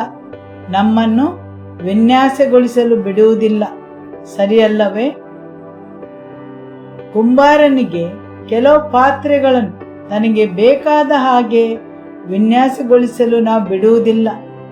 ನಮ್ಮ ಮನಸ್ಥಿತಿ, ದೇವರ ವಿಷಯಗಳ ಬಗ್ಗೆ ನಮಗಿರುವ ತಿಳುವಳಿಕೆ, ನಮ್ಮೊಳಗಿರುವ ಕಠಿಣತೆ, ದೇವರ ವಾಕ್ಯ ಹೇಳುತ್ತದೆ, ಅದನ್ನೆಲ್ಲ ತ್ಯಜಿಸಿ ಬಿಡಿರಿ. ಹೌದು, ಅದನ್ನೆಲ್ಲ ನೀವು ತ್ಯಜಿಸದೇ ಇದ್ದರೆ ನನ್ನ ಶಿಷ್ಯರಾಗಲು ಸಾಧ್ಯವಿಲ್ಲ. ಆಮೇನ್. ಆದುದರಿಂದ ನೀವು ಪವಿತ್ರಾತ್ಮನಲ್ಲಿ ಕೇಳಿಕೊಳ್ಳಬೇಕು, ಆ ವಿಷಯಗಳನ್ನು ನಿಮಗೆ ಪ್ರಕಟಪಡಿಸಲು, ಮತ್ತು ಯೇಸುವಿನಲ್ಲಿ ಕೇಳಿಕೊಳ್ಳಬೇಕು, ನಿಮ್ಮನ್ನು ಗುಣಪಡಿಸಲು, ನಿಮ್ಮನ್ನು ಬಿಡುಗಡೆಗೊಳಿಸಲು, ನಿಮ್ಮ ಭೂತಕಾಲದ ನೆನಪಿನಿಂದ, ನಿಮ್ಮ ಭಾವನೆಗಳಿಂದ, ನಿಮ್ಮ ದುಃಖಗಳಿಂದ, ನೋವುಗಳಿಂದ. ಮತ್ತು ನೀವೆಲ್ಲರೂ ತಿಳಿದುಕೊಳ್ಳಬೇಕು, ಈ ಎಲ್ಲ ನೋವು ದುಃಖಗಳನ್ನು ಶತ್ರು ತರುವುದು ತನ್ನ ಒಂದೇ ಉದ್ದೇಶದಿಂದ, ನೀವು ಪರಿವರ್ತನೆ ಆಗಬಾರದೆಂದು, ನೀವು ದೇವರ ಇಚ್ಛೆಯ ಪ್ರಕಾರ ಆಗಬಾರದೆಂದು. ಆಮೇನ್.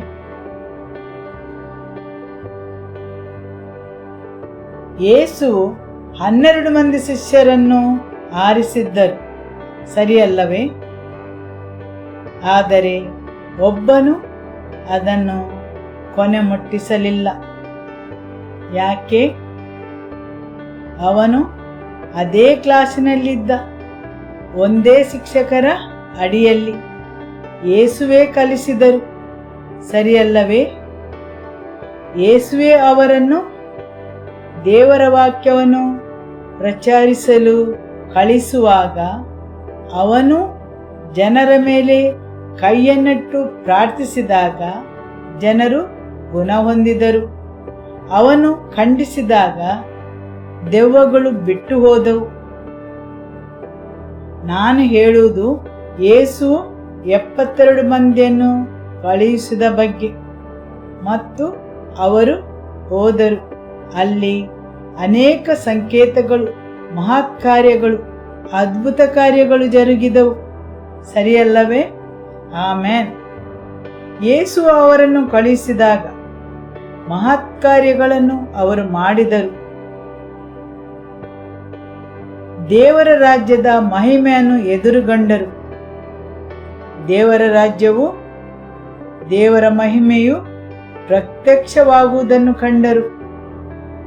ಆದರೂ ಅವನು ಹೇಗೆ ಯೇಸುವಿಗೆ ದ್ರೋಹ ಮಾಡಿದನು? ಅದು ಅವನಿಗೆ ಹೇಗೆ ಸಾಧ್ಯವಾಯಿತು? ಯಾವುದು ಪ್ರೇರೇಪಿಸಿತು? ದೇವರ ವಾಕ್ಯವು ಹೇಳುತ್ತದೆ, ಅವನು ಹಣವನ್ನು ಕದಿಯುತ್ತಿದ್ದ, ಅವನ ಹಣದ ಆಸೆ. ಆ ಹೆಂಗಸು ಬಂದು ತೈಲದ ಸೀಸೆಯನ್ನು ಹೊಡೆದು ಯೇಸುವಿನ ಮೇಲೆ ತೈಲವನ್ನು ಸುರಿಸಿದಾಗ ಅವನ ಕಾಳಜಿ, ಆ ಹಣವನ್ನು ನನ್ನ ಹಣದ ಚೀಲಕ್ಕೆ ಹಾಕಲು ಕೊಡಬಹುದಿತ್ತು, ಯಾಕೆಂದರೆ ನನಗೆ ಬೇಕಾದಾಗ ನಾನು ತೆಗೆದುಕೊಳ್ಳಲು. ಆಮೇನ್. ಹೌದು, ಅವನ ಕಣ್ಣು ಯಾವಾಗಲೂ ಅವನು ಏನನ್ನು ಪಡೆಯಬಹುದೆಂದು. ನೀವು ಯೇಸುವನ್ನು ಹಿಂಬಾಲಿಸುವುದು ಆತನ ಹಾಗೆ ಆಗಲು ಅಲ್ಲ, ಆದರೆ ನಿಮಗೇನು ಬೇಕೋ ಅದನ್ನು ಪಡೆದುಕೊಳ್ಳಲು. ನೀವು ಯೇಸುವನ್ನು ಹಿಂಬಾಲಿಸುವುದು ಆತನಿಂದ ಏನನ್ನು ಪಡೆದುಕೊಳ್ಳಬಹುದೆಂದು. ಆ ಬಗ್ಗೆ ಆಲೋಚಿಸಿ, ಸರಿಯಲ್ಲವೇ? ಮತ್ತು ನೀವು ಯೇಸುವನ್ನು ಹಿಂಬಾಲಿಸಬಹುದು ಆತನಂತೆ ಆಗಲು. ಅನೇಕರು ಯೇಸುವನ್ನು ಹಿಂಬಾಲಿಸಿದರು, ಆದರೆ ಯೇಸುವಿನ ಮಾತಾಡುವ ರೀತಿಯನ್ನು ನೋಡಿ ಅವರು ಆತನನ್ನು ಬಿಟ್ಟು ಹೋದರು. ಅನೇಕ ಜನರು ಅವರ ಬಳಿಗೆ ಬಂದದ್ದು ಏನಾದರೂ ಪಡೆದುಕೊಳ್ಳಲು, ಅವರ ಸ್ವಾರ್ಥದಿಂದ ಅವರಿಗೆ ಬೇಕಾದ ವಸ್ತುಗಳನ್ನು ಪಡೆಯಲು. ಯಾಕೆಂದರೆ ಅವರ ಉದ್ದೇಶಗಳು ಭ್ರಷ್ಟವಾಗಿದ್ದವು. ಸರಿಯಲ್ಲವೇ? ಹೌದು, ಅವರು ತಮ್ಮ ಭ್ರಷ್ಟ ಮನಸ್ಥಿತಿಯಿಂದ ಯೇಸುವನ್ನು ಹಿಂಬಾಲಿಸುತ್ತಿದ್ದರು. ಅವರು ಯೇಸುವನ್ನು ಹಿಂಬಾಲಿಸುತ್ತಿದ್ದರೆ, ಹೌದು. ಅವರು ಆತನ ಬೋಧನೆಯನ್ನು ಕೇಳುತ್ತಿದ್ದರೆ, ಹೌದು. ಈಗಿನ ಸಮಯದಲ್ಲಿ ಹೇಳುವುದಾದರೆ ಅವರು ದೇವರ ವಾಕ್ಯವನ್ನು ಬರೆದುಕೊಳ್ಳುತ್ತಿದ್ದರೆಯೇ? ಹೌದು. ಕೈಗಳನ್ನೆತ್ತಾರೆಯೇ? ಹೌದು. ಆರಾಧನೆಯನ್ನು ಮಾಡುತ್ತಾರೆಯೇ? ಹೌದು. ಆದರೆ ಇಲ್ಲಿ ಅಗತ್ಯವಾದದ್ದು ನಮ್ಮ ಹೃದಯ. ನಿಮ್ಮ ಹೃದಯದಲ್ಲಿ ನಿಮ್ಮನ್ನು ಹಿಡಿದಿಟ್ಟುಕೊಳ್ಳುವುದು ಏನಾದರೂ ಇದ್ದರೆ ವೈರಿಯು ಅದನ್ನು ನಿಮ್ಮ ವಿರೋಧವಾಗಿ ಉಪಯೋಗಿಸುತ್ತಾನೆ. ಆಮೆನ್. ನಿಮ್ಮ ಹೃದಯದ ಉದ್ದೇಶಗಳು ದೇವರ ವಾಕ್ಯವು ಹೇಳುವ ಪ್ರಕಾರ. ಪುನಃ ಒಮ್ಮೆ ಅದೇ ವಾಕ್ಯವನ್ನು ಓದುವ. ಹಾಗೆಯೇ ನಿಮ್ಮಲ್ಲಿ ಯಾವನೇ ಆಗಲಿ ತನಗಿರುವುದನ್ನೆಲ್ಲ ಬಿಟ್ಟು ಬಿಡದೆ ಹೋದರೆ ಅವನು ನನ್ನ ಶಿಷ್ಯನಾಗಿರಲಾರನು. ತನ್ನಲ್ಲಿರುವುದೆಲ್ಲವನ್ನು ಅವರು ತ್ಯಜಿಸದ ಹೊರತು ಅವರು ನನ್ನ ಶಿಷ್ಯರಾಗಲು ಸಾಧ್ಯವಿಲ್ಲ. ಇದು ನಿಮ್ಮ ತಿಳುವಳಿಕೆ, ನಿಮ್ಮ ಬುದ್ಧಿ, ನಿಮ್ಮ ಜ್ಞಾನ, ನೀವು ವಿಷಯಗಳನ್ನು ಗ್ರಹಿಸುವ ರೀತಿ, ಈ ಎಲ್ಲವನ್ನು ನೀವು ಹಿಂದಕ್ಕೆ ಬಿಟ್ಟು ಬಿಡಬೇಕು. ಆಮೆನ್. ಹಾಲೆಲೂಯ.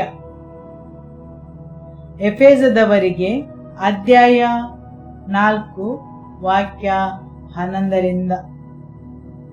ಆತನು ಕೆಲವರನ್ನು ಅಪೊಸ್ತಲರನ್ನಾಗಿಯೂ ಕೆಲವರನ್ನು ಪ್ರವಾದಿಗಳನ್ನಾಗಿಯೂ ಕೆಲವರನ್ನು ಸ್ವಾರ್ಥಿಕರನ್ನಾಗಿಯೂ ಕೆಲವರನ್ನು ಸಭಾಪಾಲಕರನ್ನಾಗಿಯೂ ಬೋಧಕರನ್ನಾಗಿಯೂ ನೇಮಿಸಿದರು.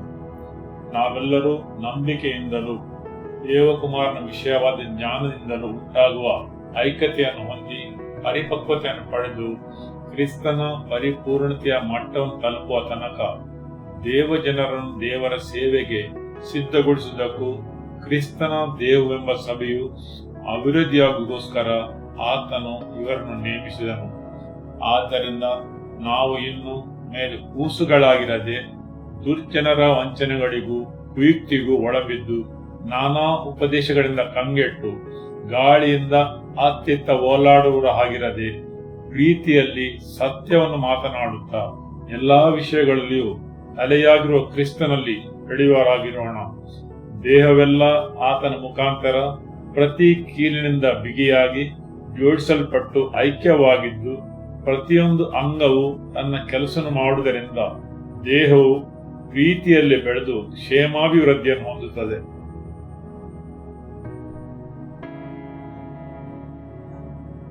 ಆತನು ಕೆಲವರನ್ನು ಅಪೊಸ್ತಲರನ್ನಾಗಿಯೂ ಕೆಲವರನ್ನು ಪ್ರವಾದಿಗಳನ್ನಾಗಿಯೂ ಕೆಲವರನ್ನು ಸುವಾರ್ತಿಕರನ್ನಾಗಿಯೂ ಕೆಲವರನ್ನು ಸಭಾಪಾಲಕರನ್ನಾಗಿಯೂ ಉಪದೇಶಿಗಳನ್ನಾಗಿಯೂ ಅನುಗ್ರಹಿಸಿದನು.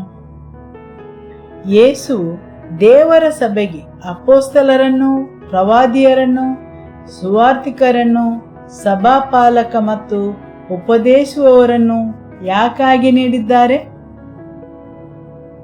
ಯಾಕೆಂದರೆ ಸಂತರನ್ನು ಸಜ್ಜುಗೊಳಿಸಲು. ಸರಿಯಲ್ಲವೇ? ಉದ್ದೇಶವೇನೆಂದರೆ ನಮ್ಮನ್ನು ಸಜ್ಜುಗೊಳಿಸಲು. ಯಾವುದಕ್ಕೋಸ್ಕರ? ದೇವರ ಸಭೆಯ ಸೇವೆಗೋಸ್ಕರ. ಸೇವೆಯ ಪ್ರತಿಯೊಂದು ಭಾಗವು ಕಾರ್ಯನಿರ್ವಹಿಸುವುದು ಜನರನ್ನು ಸಜ್ಜುಗೊಳಿಸಲು. ಸಜ್ಜುಗೊಳಿಸುವುದು ದೇವರ ಸಭೆಯ ಸೇವೆಗೋಸ್ಕರ. ಇಲ್ಲಿ ನಾನು ಬೋಧಿಸುವ ದೇವರ ವಾಕ್ಯವು ನಿಮ್ಮೊಳಗೆ ಒಂದು ಬದಲಾವಣೆಯನ್ನು ತರುತ್ತದೆ. ಅದು ನಿಮ್ಮನ್ನು ಸಜ್ಜುಗೊಳಿಸುವುದು ಆ ಒಂದು ದಿನಕ್ಕೆ. ನೀವು ಅದನ್ನು ಹಿಂತಿರುಗಿಸಿ ನೀಡಬೇಕು ಬೇರೆಯವರಿಗೆ. ಶಿಷ್ಯತ್ವವು ಪುನರುತ್ಪಾದಕ ಮಾಡುವುದಾಗಿದೆ. ಹೌದು, ಶಿಷ್ಯತ್ವವು ಜೀವನ ಪರ್ಯಂತದ ಪ್ರಕ್ರಿಯೆಯಾಗಿದೆ. ಇದು ತಿಳುವಳಿಕೆಯನ್ನು ಪಡೆಯುವುದು, ಒಪ್ಪಿಕೊಳ್ಳುವುದು ಮತ್ತು ಏನನ್ನು ಕಲಿಸಿದ್ದಾರೆ ಅದರಲ್ಲಿ ಕಾರ್ಯನಿರತರಾಗುವುದು. ಅಲ್ಲಿ ವಿಶ್ವಾಸಿಗಳು ತಪ್ಪಿ ಹೋಗುತ್ತಾರೆ. ಶಿಷ್ಯತ್ವವು ತಿಳುವಳಿಕೆ, ಒಪ್ಪಿಕೊಳ್ಳುವಿಕೆ ಮತ್ತು ಕಾರ್ಯನಿರತರಾಗುವುದರ ಕುರಿತಾಗಿದೆ. ಈಗ ನೀವು ದೇವರಲ್ಲಿ ಕೇಳಬೇಕು, ನೀವು ಎಲ್ಲಿ ತಪ್ಪಿ ಹೋಗಿದ್ದೀರೆಂದು. ಇಲ್ಲಿ ನೀವು ಮೊದಲು ಅರಿತುಕೊಳ್ಳಬೇಕು, ನಂತರ ದೇವರ ವಾಕ್ಯವನ್ನು ಒಪ್ಪಿಕೊಳ್ಳಬೇಕು, ನಂತರ ಆ ವಾಕ್ಯಕ್ಕೆ ಸರಿಯಾಗಿ ನೀವು ಕಾರ್ಯವನ್ನು ಮಾಡಬೇಕು. ಸರಿಯಲ್ಲವೇ? ನೀವು ದೇವರ ವಾಕ್ಯವನ್ನು ಕಲಿಯುತ್ತಿದ್ದೀರಲ್ಲವೇ? ಆಮೆನ್.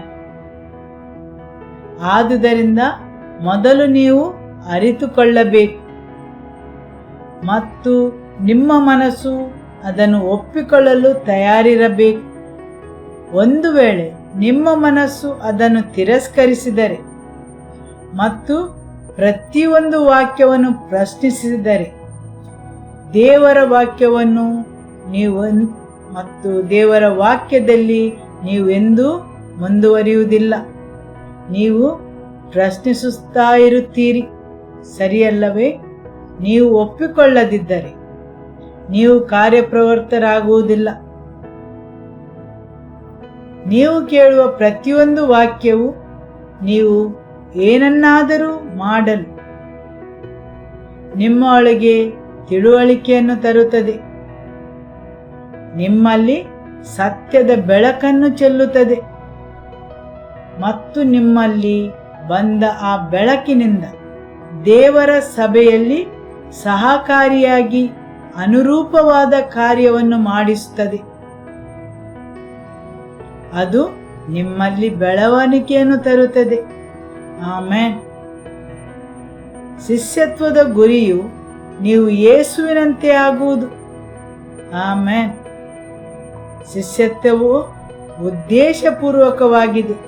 ಹೌದು, ನಿಮ್ಮಲ್ಲಿ ಯೇಸುವನ್ನು ಹಿಂಬಾಲಿಸುವ ಉದ್ದೇಶ ಇರಬೇಕು. ಹಾಲೆಲೂಯ. ಈ ವಾಕ್ಯವು ತುಂಬಾ ಉಲ್ಲಾಸದಾಯಕವಾಗಿಲ್ಲ ಅಲ್ಲವೇ? ಶಿಷ್ಯತ್ವದಲ್ಲಿರುವ 7 ವಿಷಯಗಳು. ಮೊದಲನೆಯದು ಆಸೆ. ಶಿಷ್ಯನಾಗಿರಲು ಆಸೆ ಇರಬೇಕು. ಎರಡನೆಯದಾಗಿ ಅಲ್ಲಿ ಶಿಸ್ತು ಇರಬೇಕು. ದೇವರ ವಾಕ್ಯದಲ್ಲಿ ವಾಸಿಸಬೇಕು. ಪವಿತ್ರಾತ್ಮನನ್ನು ಅವಲಂಬಿತರಾಗಿರಬೇಕು. ಸಮರ್ಪಣೆ ಇರಬೇಕು ಮತ್ತು ಸ್ವನಿರಾಕರಣೆ ಇರಬೇಕು ಹಾಗೂ ವಿವೇಚನಾಶಕ್ತಿ ಇರಬೇಕು. ಆಮೆನ್. ಹೌದು, ಶಿಷ್ಯತ್ವವು ಆಸೆಯಿಂದ ಆರಂಭವಾಗುತ್ತದೆ. ಹೌದು, ನಿಮ್ಮ ಒಳಗೆ ಶಿಸ್ತು ಇರಬೇಕು. ದೇವರ ವಾಕ್ಯದ ಜೊತೆ ವಾಸಿಸಬೇಕು. ಪವಿತ್ರಾತ್ಮನನ್ನು ಸಂಪೂರ್ಣವಾಗಿ ಅವಲಂಬಿತರಾಗಿರಬೇಕು. ಸಮರ್ಪಣೆ ಮತ್ತು ಸ್ವನಿರಾಕರಣೆ ಇರಬೇಕು. ನಿಮ್ಮ ಇಚ್ಛೆ, ನಿಮ್ಮ ಆಲೋಚನೆಗಳು ದೇವರ ವಾಕ್ಯಕ್ಕೆ ಜೋಡಣೆಯಾಗಬೇಕು ಹಾಗೂ ಅಲ್ಲಿ ವಿವೇಚನಾ ಶಕ್ತಿ ಸಹ ಇರಬೇಕು. ಆಮೆನ್. ಇವತ್ತಿನ ದೇವರ ವಾಕ್ಯವು ತುಂಬಾ ಹರಿತವಾಗಿದೆ. ಇದು ಇನ್ನೂ ತೀಕ್ಷ್ಣವಾಗಬಹುದು. ಶಿಷ್ಯತ್ವಕ್ಕೆ ಇರುವ ದೊಡ್ಡ ಅಡಚಣೆ ಅಂದರೆ ಸ್ವಇಚ್ಛೆ. ಒಂದು ಸ್ವತಂತ್ರ ಆತ್ಮವು ಶಿಷ್ಯನಾಗಲು ಸಾಧ್ಯವಿಲ್ಲ. ಅವನು ಬೇರೆ ರೀತಿಯಲ್ಲಿ ಆಲೋಚಿಸುತ್ತಾನೆ. ಅವನಿಗೆ ಹಿಂಬಾಲಿಸಲು ಬೇಡ, ಅವನು ಒಪ್ಪಿಕೊಳ್ಳುವುದಿಲ್ಲ ಮತ್ತು ದೇವರ ಇಚ್ಛೆಯಂತೆ ಆಗಲು ಇಚ್ಛಿಸುವುದಿಲ್ಲ. ನಾನು ಶಿಷ್ಯತ್ವದ ಬಗ್ಗೆ ಡಿಕ್ಷನರಿಯಲ್ಲಿರುವ ಅರ್ಥವನ್ನು ಬರೆದಿಟ್ಟಿದ್ದೇನೆ. ಅದು ಹೀಗಿದೆ: ಬೇರೊಬ್ಬ ವಿಶ್ವಾಸಿಯಲ್ಲಿ ಯೇಸುವಿನಂತೆ ಗುಣಲಕ್ಷಣಗಳನ್ನು ಉದ್ಭವಿಸಲು ಸಹಾಯ ಮಾಡುವ ಪ್ರಕ್ರಿಯೆಯನ್ನು ಶಿಷ್ಯತ್ವ ಎಂದು ಕರೆಯುತ್ತಾರೆ. ಅದೊಂದು ಕ್ರಮಬದ್ಧವಾದ ವಿಧಾನ, ಬೆಳವಣಿಗೆಗೆ ಮತ್ತು ಪ್ರಬುದ್ಧತೆಗೆ. ಆಮೆನ್. ವೈಯಕ್ತಿಕವಾಗಿ ನೀವು ತೆಗೆದುಕೊಳ್ಳುವ ದಾರಿ ಯೇಸುವನ್ನು ಗಮನದಲ್ಲಿಟ್ಟು ಯೇಸುವಿನ ಬಳಿಗೆ ಬರಲು, ಆತನ ನಿಲುವಿಗೂ ಆತನ ಪ್ರಬುದ್ಧತೆಗೂ ಬೆಳೆಯಲು. ಆ ಕೋರ್ಸಿಗೆ ಹೇಳುವುದು ಶಿಷ್ಯತ್ವ. ಅದು ನೀವು ತೆಗೆದುಕೊಂಡ ದಾರಿ. ಕೆಲವು ಜನರಿಗೆ ವ್ಯಾಖ್ಯಾನಗಳು ಬೇಕಲ್ಲವೇ? ನಾವು ಕಾಲೇಜಿನಲ್ಲಿ ಇರುವಾಗ ಅವರು ಕಲಿಸುವ ಎಲ್ಲದರಲ್ಲಿಯೂ ವ್ಯಾಖ್ಯಾನವಿರುತ್ತದೆ. ನಾವು ಅದನ್ನು ಬಾಯಿಪಾಠ ಮಾಡಬೇಕಾಗಿತ್ತು. ಆದರೆ ಇಲ್ಲಿ ಬಾಯಿಪಾಠ ಮಾಡುವುದಲ್ಲ, ನಾವು ಅದನ್ನು ಅರಿತುಕೊಳ್ಳಬೇಕು. ಅದೇ ಕೋರ್ಸ್. ನಿಲುವು ಯೇಸುವು ಆಗಿದ್ದಾನೆ. ನಾವೆಲ್ಲರೂ ನಂಬಿಕೆಯಿಂದಲೂ ದೇವಕುಮಾರನ ವಿಷಯವಾದ ಜ್ಞಾನದಿಂದಲೂ ಉಂಟಾಗುವ ಐಕ್ಯತೆಯನ್ನು ಹೊಂದಿ ಪರಿಪಕ್ವತೆಯನ್ನು ಪಡೆದು ಕ್ರಿಸ್ತನ ಪರಿಪೂರ್ಣತೆಯ ಮಟ್ಟವನ್ನು ತಲುಪುವ ತನಕ. ಆಮೆನ್. ಹೌದು, ನಾವೆಲ್ಲರೂ ಎಲ್ಲಿಗೆ ಬರುವ ತನಕ? ವಿಶ್ವಾಸದಿಂದ ಏಕತೆಗೆ ಬರುವ ತನಕ.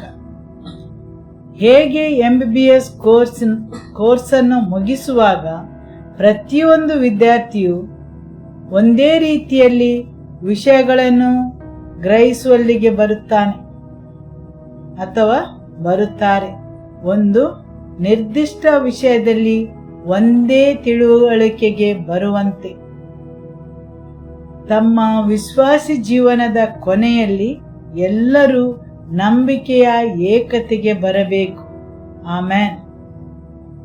ಮತ್ತು ದೇವಕುಮಾರನ ವಿಷಯವಾದ ಜ್ಞಾನದಿಂದಲೂ ಉಂಟಾಗುವ ಐಕ್ಯವನ್ನು ಹೊಂದಿ ಪ್ರವೀಣತೆಗೆ ಬಂದವರಾಗಿ ಕ್ರಿಸ್ತನ ಪರಿಪೂರ್ಣತೆ ಎಂಬ ಪ್ರಮಾಣವನ್ನು ಮುಟ್ಟುವ ತನಕ. ಹೌದು, ಕೊನೆಯು ಇದಾಗಿದೆ: ಯೇಸುವಿನ ನಿಲುವಿಗೆ ಬರುವುದು, ಕ್ರಿಸ್ತನ ಪರಿಪೂರ್ಣತೆಗೆ ಬರುವುದು, ಒಂದು ಪ್ರಬುದ್ಧ ವ್ಯಕ್ತಿಯಾಗುವುದು, ಆತ್ಮಿಕವಾಗಿ ಪ್ರಬುದ್ಧವಾಗುವುದು. ಪ್ರಾಪಂಚಿಕವಾಗಿ ನೀವು ಪ್ರಬುದ್ಧರಾಗಿರಬಹುದು, ಆದರೆ ಆತ್ಮಿಕವಾಗಿ ನೀವೊಂದು ಮಗು. ನೀವು ಕ್ರಿಸ್ತನಲ್ಲಿ ಒಂದು ಪ್ರಬುದ್ಧ ವ್ಯಕ್ತಿ ಆಗಬೇಕಾದರೆ ಯೇಸುವಿನ ನಿಲುವನ್ನು ಹೊಂದಬೇಕು. ದೇವರ ವಾಕ್ಯವನ್ನು ಮುಂದುವರಿಸುವ. ಆದ್ದರಿಂದ ನಾವು ಇನ್ನು ಮೇಲೆ ಕೂಸುಗಳಾಗಿರದೆ ದುರ್ಜನರ ವಂಚನೆಗಳಿಗೂ ಕುಯುಕ್ತಿಗೂ ಒಳಬಿದ್ದು ನಾನಾ ಉಪದೇಶಗಳಿಂದ ಕಂಗೆಟ್ಟು ಗಾಳಿಯಿಂದ ಅತ್ತಿತ್ತ ಓಲಾಡುವವರ ಹಾಗಿರದೆ ಪ್ರೀತಿಯಲ್ಲಿ ಸತ್ಯವನ್ನು ಮಾತನಾಡುತ್ತಾ ಎಲ್ಲಾ ವಿಷಯಗಳಲ್ಲಿಯೂ ತಲೆಯಾಗಿರುವ ಕ್ರಿಸ್ತನಲ್ಲಿ ಬೆಳೆಯುವರಾಗಿರೋಣ. ಆಮೆನ್. ಇಲ್ಲಿ ಉದ್ದೇಶವೇನೆಂದರೆ ನಿಮ್ಮ ಜೀವನ, ನಿಮ್ಮ ಭಾವನೆಗಳು ನಾನಾ ಉಪದೇಶಗಳೆಂಬ ಗಾಳಿಗೆ ಒಳಗಾಗಿ ಅತ್ತಿತ್ತ ನೂಕಿಸಿಕೊಂಡು ಹೋಗುವವರಂತಿರಬಾರದು. ದೇವರ ಬಗೆಗಿನ ತಿಳುವಳಿಕೆಯಲ್ಲಿ ನೀವು ಸ್ಥಿರವಾಗಿರಬೇಕು. ಆತನ ವಾಕ್ಯಕ್ಕೆ ನೀವು ವಾಕ್ಯವನ್ನು ಸರಿಯಾಗಿ ವಿಭಾಗಿಸಬೇಕು. ಸರಿಯಲ್ಲವೇ? ಹೌದು, ನೀವು ಯೇಸುವಿನ ನಿಲುವಿಗೆ ಬರಬೇಕು. ಆಮೆನ್. 2 ತಿಮೋಥೆಯರಿಗೆ ಅಧ್ಯಾಯ 3 ವಾಕ್ಯ 16. ದೈವ ಪ್ರೇರಿತವಾದ ಪ್ರತಿಯೊಂದು ಶಾಸ್ತ್ರವು ಉಪದೇಶಕ್ಕೂ ಖಂಡನೆಗೂ ತಿದ್ದುಪಡಿಗೂ ನೀತಿ ಶಿಕ್ಷೆಗೂ ಉಪಯುಕ್ತವಾಗಿದೆ. ಪ್ರತಿಯೊಂದು ದೇವರ ವಾಕ್ಯವು ಉಪದೇಶಕ್ಕೂ ಖಂಡನೆಗೂ ತಿದ್ದುಪಡಿಗೂ ನೀತಿ ಶಿಕ್ಷೆಗೂ ಉಪಯುಕ್ತವಾಗಿದೆ. ದೇವರ ವಾಕ್ಯದಲ್ಲಿ ಉಪದೇಶವಿದೆ. ಅಡಿಪಾಯದ ಕಂಬಗಳು, ಅವುಗಳು ಎಂದಿಗೂ ಬದಲಾಗುವುದಿಲ್ಲ, ಸರಿಯಲ್ಲವೇ? ಆದುದರಿಂದ ನಿಮ್ಮ ತಿಳುವಳಿಕೆಯು ಸರಿಯಾಗಿರಬೇಕು. ವಿಷಯಗಳು ಅರಿಯುವುದು. ದೇವರ ವಾಕ್ಯವನ್ನು ಸರಿಯಾಗಿ ಅರ್ಥೈಸಬೇಕು. ಇಲ್ಲವಾದರೆ ಪ್ರತಿಯೊಂದು ಉಪದೇಶದ ಗಾಳಿಗೆ ನೀವು ಅತ್ತಿತ್ತ ನೂಕುವವರಾಗುತ್ತೀರಿ. ಪ್ರತಿಯೊಂದು ದೇವರ ವಾಕ್ಯವನ್ನು ಒಟ್ಟುಗೂಡಿಸುವುದು ದೇವರ ಸ್ಫೂರ್ತಿಯಿಂದ, ಪವಿತ್ರಾತ್ಮರಿಂದ ಒಂದು ಉದ್ದೇಶಕ್ಕಾಗಿ, ಬೋಧಿಸಲು, ಬೆಳೆಸಲು, ತಿದ್ದಲು ಮತ್ತು ಬೋಧನೆಗೆ, ಸರಿಯಲ್ಲವೇ? ಆಮೆನ್. ನೀವು ದೇವರ ವಾಕ್ಯ ನೋಡಿದರೆ ದೇವರ ವಾಕ್ಯವು ಹೇಳುತ್ತದೆ, ದೇವರ ವಾಕ್ಯವು ಆಹಾರವಾಗಿದೆ. ದೇವರ ವಾಕ್ಯವು ಇಬ್ಬಾಯಿಯ ಕತ್ತಿ. ದೇವರ ವಾಕ್ಯವು ಜೇನಿನಂತೆ ಸಿಹಿ. ದೇವರ ವಾಕ್ಯವು ಸುತ್ತಿಗೆ. ದೇವರ ವಾಕ್ಯ ಬೆಂಕಿ. ದೇವರ ವಾಕ್ಯವು ನೀರು. ದೇವರ ವಾಕ್ಯ ಒಂದು ಬೀಜ. ದೇವರ ವಾಕ್ಯವು ಕನ್ನಡಿ, ಸರಿಯಲ್ಲವೇ? ಆಮೆನ್. ಯಾವಾಗ ದೇವರ ವಾಕ್ಯ ಬರುತ್ತದೆ, ಅದು ತನ್ನ ಎಲ್ಲಾ ಉದ್ದೇಶವನ್ನು ಸಂಪೂರ್ಣಗೊಳಿಸುತ್ತದೆ. ಹಾಲೆಲೂಯ. ಕೆಲವು ವಿಷಯಗಳು ಉರಿದು ಹೋಗಬೇಕು. ಕೆಲವೊಂದು ವಿಷಯಗಳಿಗೆ ದೇವರ ವಾಕ್ಯ ನೀರುಣಿಸುತ್ತದೆ.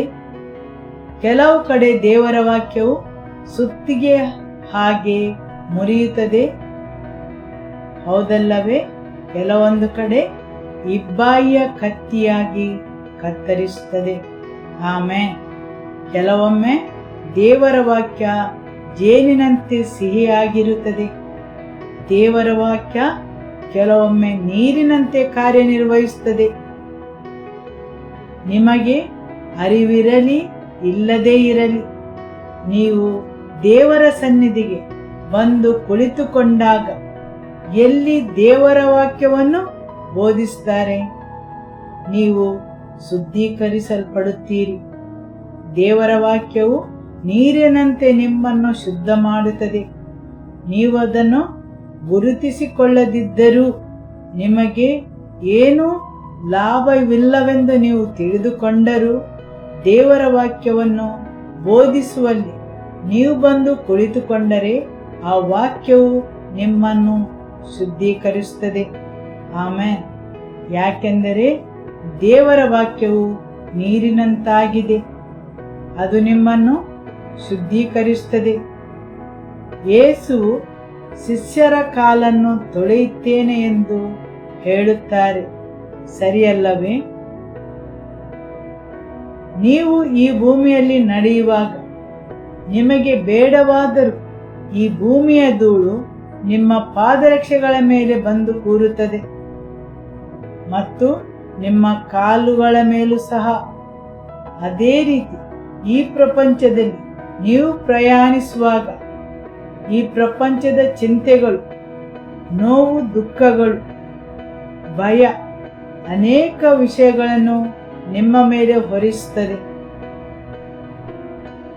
ಹೇಗೆ ಧೂಳು ಬಂದು ನಿಮ್ಮ ಪಾದರಕ್ಷೆಗಳಲ್ಲಿ ಕುಳಿತುಕೊಳ್ಳುತ್ತದೆ, ಅದೇ ರೀತಿ ನೀವು ತೆಗೆದುಕೊಳ್ಳುವ ಪ್ರತಿಯೊಂದು ಹೆಜ್ಜೆಗೂ ಧೂಳು ಬಂದು ನಿಮ್ಮ ಕಾಲ ಮೇಲೆ ಕೂರುತ್ತದೆ. ಅದು ನಿಮ್ಮ ಭಯ, ಅಭದ್ರತೆ, ಬೇರೆ ಬೇರೆ ವಿಷಯಗಳು ಹಾಗೂ ದೇವರ ವಾಕ್ಯವು ಬಂದು ಅದನ್ನೆಲ್ಲವನ್ನು ಶುದ್ಧ ಮಾಡುತ್ತದೆ. ಪ್ರತಿ ಸಲ ನೀವು ಬಂದು ದೇವರ ವಾಕ್ಯವನ್ನು ಕೇಳುತ್ತೀರಿ, ನೀವು ಭಾವಿಸ್ತೀರಿ ಅದು ನಿಮ್ಮ ತಲೆಯ ಮೇಲಿಂದ ಹೋಯಿತೆಂದು. ಆದರೂ ಆ ವಾಕ್ಯವು ನಿಮ್ಮೊಳಗೆ ತನ್ನ ಕಾರ್ಯವನ್ನು ಮಾಡುತ್ತದೆ. ಅದು ನಿಮ್ಮನ್ನು ಶುದ್ಧೀಕರಿಸುತ್ತದೆ. ಶುದ್ಧೀಕರಣದ ಕೆಲಸವನ್ನು ಅದು ಮಾಡುತ್ತದೆ. ಆಮೆನ್. ಸರಿಯಲ್ಲವೇ? ಹಾಲೆಲೂಯ. ಒಬ್ಬ ನಿಜವಾದ ಶಿಷ್ಯ ತನ್ನ ಮಾರ್ಗದಲ್ಲಿ ಪ್ರಯಾಣಿಸುವಾಗ ಅವನು ಮುಗ್ಗರಿಸಬಹುದು, ಬೀಳಬಹುದು. ಆದರೆ ಅವನು ಅಲ್ಲಿಂದ ಎದ್ದು ತನ್ನ ಪ್ರಯಾಣವನ್ನು ಮುಂದುವರಿಸುತ್ತಾನೆ. ಯಾಕೆಂದರೆ ಅವನು ತನ್ನ ಮುಖವನ್ನು ನಿರ್ದಿಷ್ಟ ಗುರಿಯತ್ತ ಇಟ್ಟಿದ್ದಾನೆ. ಅದು ಯೇಸುವಿನ ಕಡೆಗೆ. ಮತ್ತು ಅವನ ಕೊನೆಯ ಗುರಿ ಏನೆಂದರೆ ಆತನನ್ನು ಮುಟ್ಟುವುದಾಗಿದೆ. ಅವನಲ್ಲಿ ಉದ್ದೇಶಪೂರ್ವಕವಾದ ಯೋಜನೆ ಇದೆ. ಸರಿಯಲ್ಲವೇ? ಆಮೆನ್. ಆ ಕೋರ್ಸನ್ನು ಸಂಪೂರ್ಣಗೊಳಿಸುವುದು. ಹೌದು, ಆ ಕೋರ್ಸನ್ನು ಸಂಪೂರ್ಣಗೊಳಿಸುವುದು. ಕೆಲವೊಮ್ಮೆ ಪರಿಸ್ಥಿತಿಯು, ಸನ್ನಿವೇಶಗಳು ಕಠಿಣವಾಗಿರಬಹುದು. ಆದರೂ ಹಡಗಿನಿಂದ ಹಾರಬೇಡಿರಿ. ನಿಮ್ಮನ್ನು ಒಬ್ಬರಂತಾಗಲು ವಿನ್ಯಾಸಗೊಳಿಸುತ್ತಾರೆ, ಯೇಸುವಿನ ಸಂಪೂರ್ಣ ನಿಲುವಿಗೆ ತರಲು. ಕೆಲವೊಮ್ಮೆ ದೇವರ ವಾಕ್ಯವು ಸುತ್ತಿಗೆಯಂತೆ ನಿಮ್ಮ ಅನುಭವಕ್ಕೆ ಬರಬಹುದು. ಕೆಲವೊಮ್ಮೆ ದೇವರ ವಾಕ್ಯವು ಬೆಂಕಿಯಂತೆ ನಿಮಗೆ ಅನುಭವ ಆಗಬಹುದು. ಇನ್ನು ಕೆಲವೊಮ್ಮೆ ಇಬ್ಬಾಯಿಯ ಕತ್ತಿಯಂತೆ ನಿಮಗೆ ಅನುಭವ ಆಗಬಹುದು. ಇನ್ನೂ ಕೆಲವೊಮ್ಮೆ ಜೇನಿನಂತೆ ಸವಿಯಾಗಿಯೂ ನೀರಿನಂತೆಯೂ ಆಗಿರುತ್ತದೆ. ಆಮೆನ್. ಸರಿಯಲ್ಲವೇ? ನೀವು ದೇವರ ವಾಕ್ಯಕ್ಕೆ ಸಹಕಾರವನ್ನು ನೀಡಿದಾಗ ಅದು ನಿಮ್ಮನ್ನು ವಿನ್ಯಾಸಗೊಳಿಸುತ್ತದೆ, ಪರಿವರ್ತಿಸುತ್ತದೆ. ಅದು ನಿಮ್ಮನ್ನು ಒಂದು ಪ್ರಬುದ್ಧ ವ್ಯಕ್ತಿಯನ್ನಾಗಿಸುತ್ತದೆ. ಆಮೆನ್. ಹಾಲೆಲೂಯ. ಯೇಸುವೇ ಸ್ತೋತ್ರ. ದೇವರಿಗೆ ಸ್ತೋತ್ರವನ್ನು ಸಲ್ಲಿಸುವ. ಆಮೆನ್.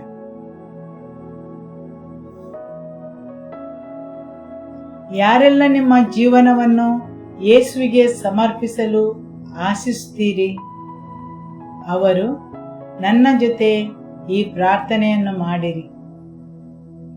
ಯೇಸುವೆ, ನಾನು ನನ್ನ ಜೀವನವನ್ನು ನಿನಗೆ ಸಮರ್ಪಿಸುತ್ತೇನೆ. ನಾನು ಒಬ್ಬ ಪಾಪಿ ಎಂದು ಅರಿತುಕೊಳ್ಳುತ್ತೇನೆ. ನೀನು ನನಗಾಗಿ ಶಿಲುಬೆಯಲ್ಲಿ ನನ್ನ ಪಾಪಗೋಸ್ಕರ ಮರಣ ಹೊಂದಿದ್ದಕ್ಕೆ ನಿನಗೆ ಸ್ತೋತ್ರವನ್ನು ಸಲ್ಲಿಸುತ್ತೇನೆ. ನಿನ್ನ ರಕ್ತದಲ್ಲಿ ನನ್ನ ಪಾಪಗಳಿಗೆ ಕ್ಷಮೆಯುಂಟು. ನೀನು ನನ್ನ ಪಾಪಗೋಸ್ಕರ ಶಿಲುಬೆಯ ಮರಣವನ್ನು ಹೊಂದಿದ್ದೀರೆಂದು ನಾನು ನಂಬುತ್ತೇನೆ. ನಿಮ್ಮ ರಕ್ತದಿಂದ ನನ್ನನ್ನು ಶುದ್ಧೀಕರಿಸಿರಿ, ನನ್ನ ಪಾಪಗಳನ್ನು ಕ್ಷಮಿಸಿರಿ. ನಾನು ಪಾಪವನ್ನು, ಲೋಕವನ್ನು, ಸೈತಾನನನ್ನು ತಿರಸ್ಕರಿಸುತ್ತೇನೆ ಯೇಸುವಿನ ನಾಮದಲ್ಲಿ. ಯೇಸುವೆ, ನನ್ನಲ್ಲಿ ಬನ್ನಿರಿ. ನನ್ನಲ್ಲಿ ನೀವು ಬರಲು ಅಡ್ಡಿ ಮಾಡುವ ಎಲ್ಲ ನನ್ನ ಪಾಪಗಳಿಂದ, ನನ್ನ ವಂಶಾವಳಿಯಿಂದ, ನನ್ನ ಪೂರ್ವಜರಿಂದ, ನನ್ನ ಮೇಲೆ ಅವುಗಳಿಗೆ ಇರುವ ಅಧಿಕಾರದಿಂದ ನನಗೆ ಬಿಡುಗಡೆಯನ್ನು ನೀಡಿರಿ. ನನ್ನ ಪಾಪಗಳನ್ನು ನಿಮ್ಮ ರಕ್ತದಿಂದ ಕ್ಷಮಿಸಿರಿ. ಪವಿತ್ರಾತ್ಮರೇ, ನನ್ನಲ್ಲಿ ಬನ್ನಿರಿ. ಯೇಸುವೆ, ನನ್ನ ಜೀವನದಲ್ಲಿ ಬನ್ನಿರಿ. ಈ ದಿನ ನಾನು ನಿಮ್ಮನ್ನು ನನ್ನ ಜೀವನದಲ್ಲಿ ಬರಲು ಆಹ್ವಾನಿಸುತ್ತೇನೆ ಮತ್ತು ನನ್ನ ಸ್ವಂತ ರಕ್ಷಕನೆಂದು ಸ್ವೀಕರಿಸುತ್ತೇನೆ. ಆಮೆನ್.